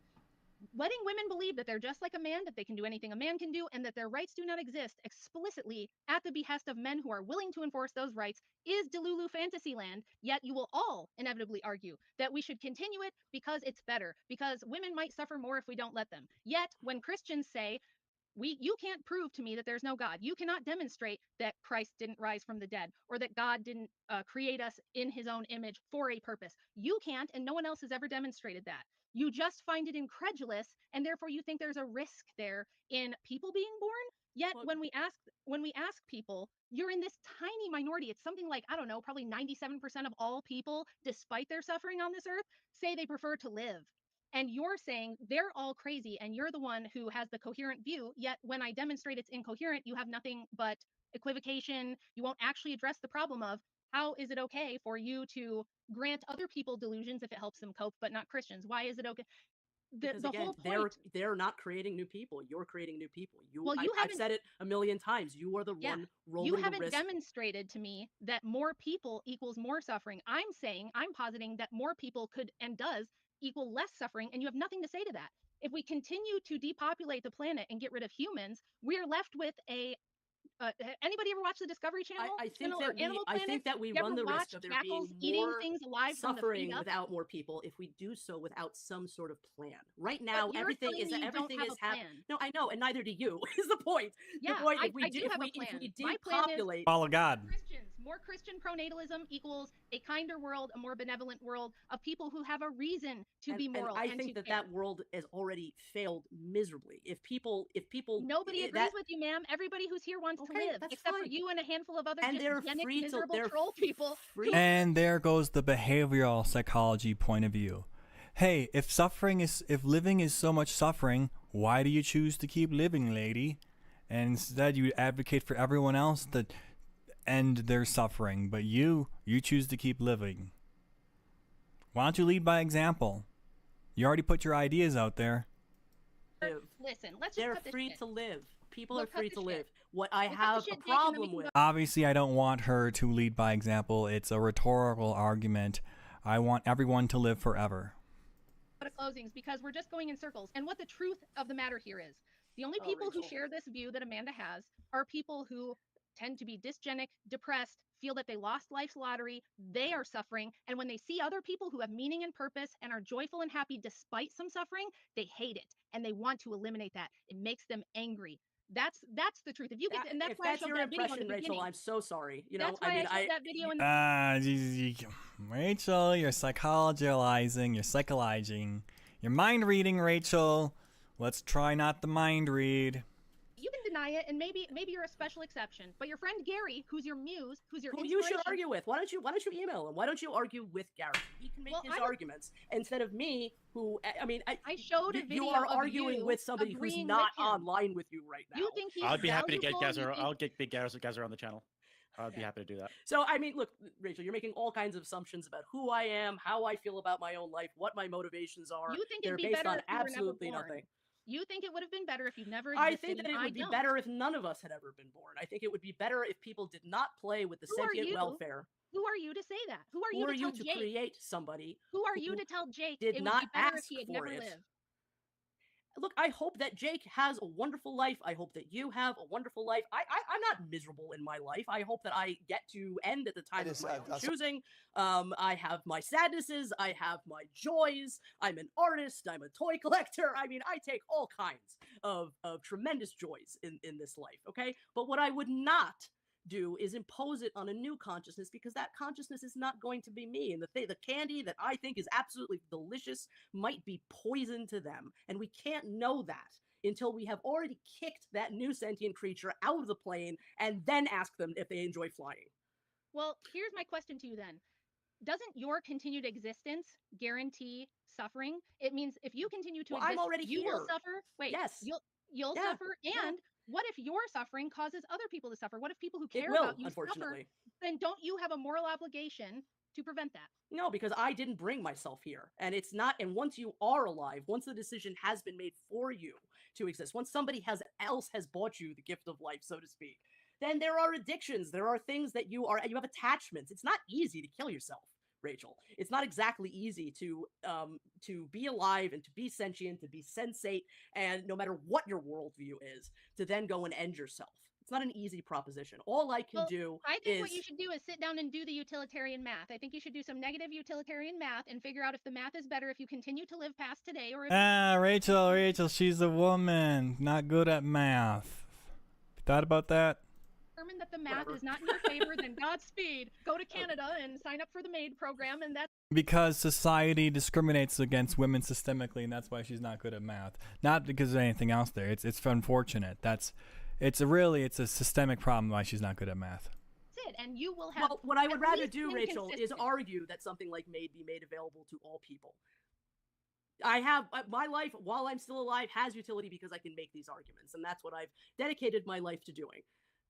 What if the rest of us who do believe in God, or we just believe that life is better than not existing, we believe existence is a net positive, and we believe that people like you are a threat to that, what if we just go ahead and decide that the moral thing to do is get rid of people who are espousing that the rest of us never exist and that our children and grandchildren never exist? Well, I Is would there say that anything you're the immoral one with making that? the threats and I'm not, Rachel. That's a I'm little not bit. making a threat. That's I'm quite asking you. threatening I'm not. dialogue to come from you. I'm not Look, threatening. I'm my asking from your mission, own my mission worldview. as an antinatalist is done because I have put my ideas into your brain. I have allowed your ideas into mine, and that's really all I'm asking for. I'm just trying to make arguments, okay? I want to be clear. I'm not making a threat. What Well, I'm it is a doing threat. I know, let me talk. It's an internal critique of your own worldview from your own negative utilitarian. Oh, and let's hear this thread again.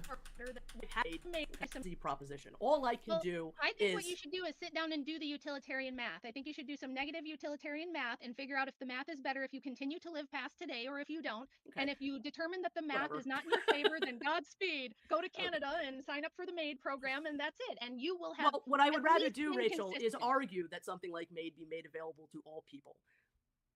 I have my. She advocates other people use MAID, but not herself. MAID is the medically assisted induced death, or schmuicide, that they do in Canada. And so much so as just feeling sad about yourself is enough for it to happen.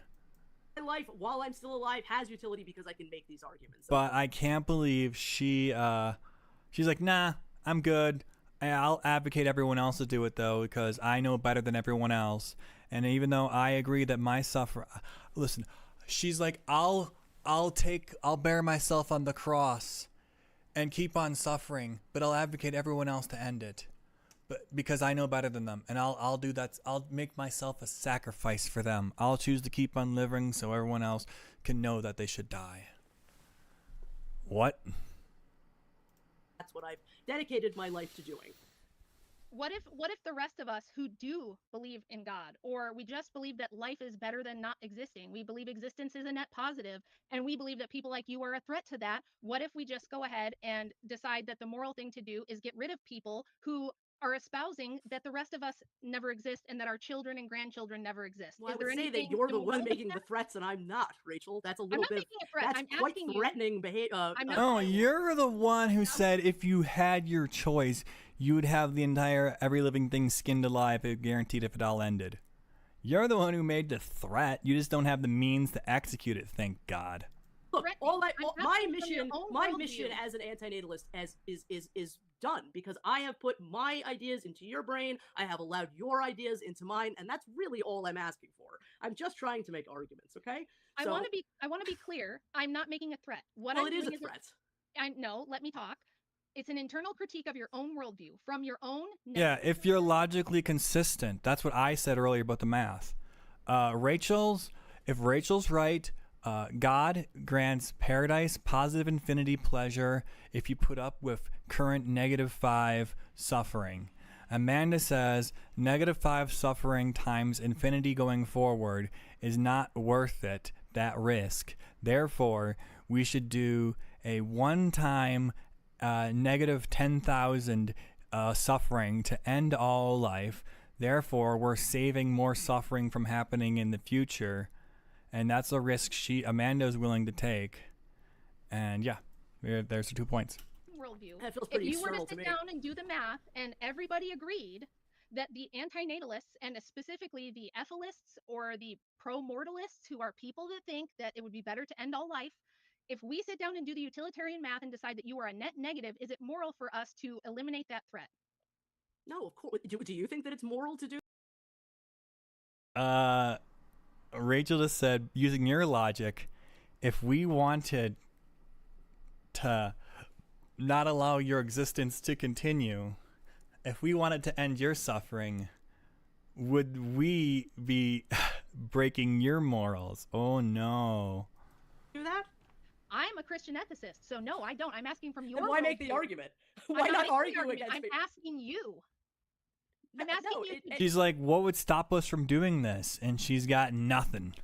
justify through utilitarianism why You that are would not make asking sense. me to justify if it's right to murder people who have a different perspective. I'm saying that No, that it is that's best incorrect. to not create new people. Don't create new Except for the part when you said skin everybody alive to end all suffering. People, I mean, Rachel, I'm sitting here saying that it is within the realm of possibility that one of your children could have exactly the same worldview as I do. So Would what? it be correct to kill your child? I don't think so. I didn't posit that. You are getting emotional and misframing what I said. I'm using your system. So from your system, negative utilitarianism, I have to go to the foundations of why you believe this. And we have to see if those foundations hold true. And I'm saying that if you wanted to be morally consistent from your own worldview, if everybody because got my together and did the worldview utilitarian is- math and she's going to just keep interrupting because she doesn't want to hear this because it's a defeater. Go ahead. If we decide that this worldview is a bigger threat to us than it's worth, and we do the utilitarian math and we decide this is a net negative, would it make sense then to eliminate people who advocate for ending all life on this planet from a utilitarian perspective, yes or no? And if no, please tell me why not. From a utilitarian perspective, if all you care is maximizing happiness and somehow my worldview is making you miserable, yeah. But I think there's other Kinda, yeah. Negative utilitarian worldview. My worldview is what arguments can we make that You gave her your point, Rachel. end the most amount of She's suffering, seated. the most amount of sentient beings. Now what? So I'm sorry, you're the one making a very threatening argument out of what I'm saying. I didn't make an argument. I asked you a question. I didn't advocate anything. I didn't make an argument for taking any kind of action. But what's the I asked point you of making from that your own kind of worldview. argument? It's no bearing on anything The point is to show that I'm that saying. your whole worldview is incoherent and collapses in on itself the minute that the foundations are examined. That's the point. It's Those not aren't to do the harm to you. those I aren't the wouldn't do harm foundations to of you. my argument. From a Christian ethical perspective, I would not do harm to you, even if I do think that you're some Well, I kind of wouldn't do harm existential to threat you me. either. Right. I'm saying so that what you are doing what harm I'm to doing is children that you showing are you producing. I'm showing you that your worldview, and the consequence of your worldview, this belief, this insane belief you have that life should not exist, is the result of faulty, incoherent logic, and that if you were to examine the foundations of your worldview, you would find that you are not consistent and that this is irrational and not reasonable, and you would have to change it, but you don't want to change it because you will spent the last 15 harm years your own children on a wing and a prayer. years espousing this, and you I want to know if this argument progresses anymore, if we've hit a dead end. you have to double down. Yes. You too. That's all I've got, Jake. If you want to do closings and go to questions, I don't know where else we can go. I've already proven that this is incoherent and not consistent whatsoever. I mean, all I can do is repeat the same things I've said over and over again. We've got. That's right. You're That's making all arguments you that can do, I'm and not it's not good even. enough. All right, well, we've got 2 minutes each on the clock. We can do some quick closing statements, and then we're going to read out some super chats. Anybody who has any questions whatsoever, leave it in a super chat now, guys. We're not going to be displaying any personal attacks or anything like that. So just questions and statements, but no personal attacks. So with that, Rach, 2 minutes on the clock, closing statements. Okay, so in her book, Amanda sees history of Western philosophy as a struggle between pro and antinatalism, which I largely agree with. She's not just antinatalist, but extinctionist. So she dresses up this view as a benevolent, merciful, moral one to hold. But as we saw, deeper examination reveals that not only is this not coherent, and it's not a comprehensive worldview that she can give us a solution as to how we achieve this. She cannot tell me how we mitigate the potential disasters of what she's prescribing. Not only that, but it does reveal her deeper personal contempt for humanity, and if there is one, for its creator. She thinks that natalists and optimists are the ones coping, but her niche minority view is held almost exclusively by a handful of more dysgenic and depressed, resentful people. That's not to insult them. That's just to say that when you ask them, they self-report more depression, more mental illness, more resentment towards society because they feel they drew the losing straw in life.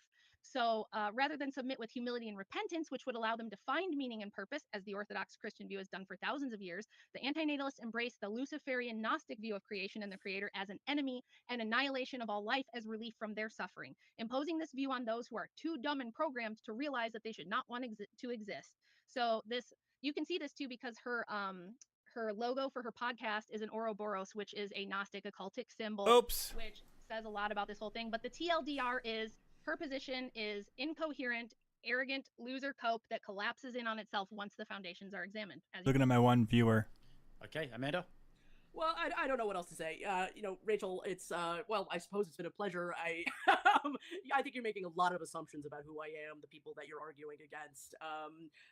I mean, if God doesn't exist, then you are harming your children. I don't know what else to say. So, yeah, I just think that it is better to look. Antinatalism is writing the product review of life, and some of us that live it can see that there are all kinds of realities on this planet that we would not wish for ourselves, we would not wish for those that we love or our fellow sentient to experience, and the only way to really take the feel safe is to just simply not impose it. And I don't think that you have to be miserable to come to that worldview. You can be a Christian and come to that worldview. There's lots of there's a large history, as I've said earlier, of Christians that have come to a similar worldview.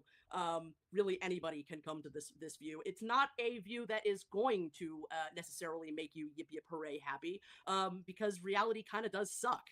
And I just look, I what you are saying is the hellscape of reality if we, somehow don't keep producing children and, the animals go on and inherit the earth and there's all that. That's exactly what I'm arguing against.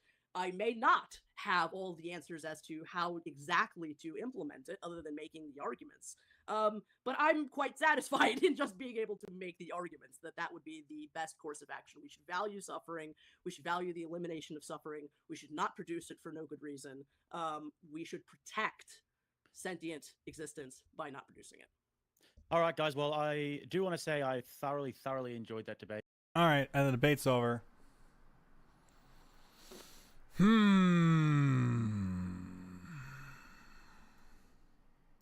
Well, I was doing some TikTok management stuff here. Trying to line up my next video. Maybe I'll take a. All right, let's gather around. Everybody, gather around here. What do we got going on?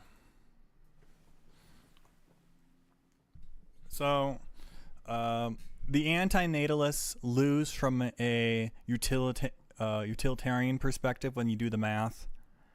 Well, I guess it really breaks down to because they is it worth it to do a mass suffering to end permanent, prolonged, little bit less suffering? So it's like, is negative times a negative worth it? Is negative infinity times negative infinity greater than a chance for positive infinity with Rachel? Because there is no chance that, real world, like suffering times suffering doesn't equal pleasure in real life. There's no guarantee that make things right. So really it's just the elimination of suffering. So you're just trying to make this bitch's negative. Because if you stub your toe every day, that's -5 hit points every day, but you grow back. Prometheus permanently, not Prometheus, Silithus permanently rolling the rock up the hill. Almost got my Greek legends mixed up there. Is it worth it just to keep on suffering every day? Well, you can always choose to if you don't want to, but people are indoctrinated into living, is what this lady would say. My point was the -5 times your life is like there's 75,000 days in your life. So let's just say -10 suffering every day. So that's 750,000 suffering times the human population times their lifespan times infinity. So there's an negative infinity suffering according to Amanda. And her solution to that is just to end everything. Even if it's super negative permanently, like you had to be torture everybody alive, at least there's be no more suffering in the future. Rachel says, hey, there's a chance for a positive outcome with heaven. And if I'm wrong, it's only -75,000 that everyone's already paying anyways. There you go. It was really enjoyable. So thank you both so much for coming on and doing it.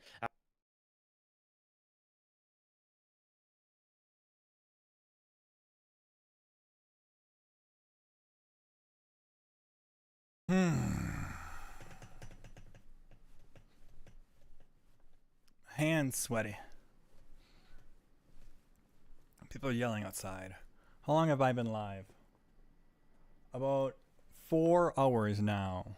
That's pretty good. It's a pretty good run. I think I'm gonna end it now. I gotta work on my setup right now because things aren't perfect. I don't know if people can hear me. I need to review the audio. I need to do some editing. Thanks for joining me, guys. Radically Moderate out of here.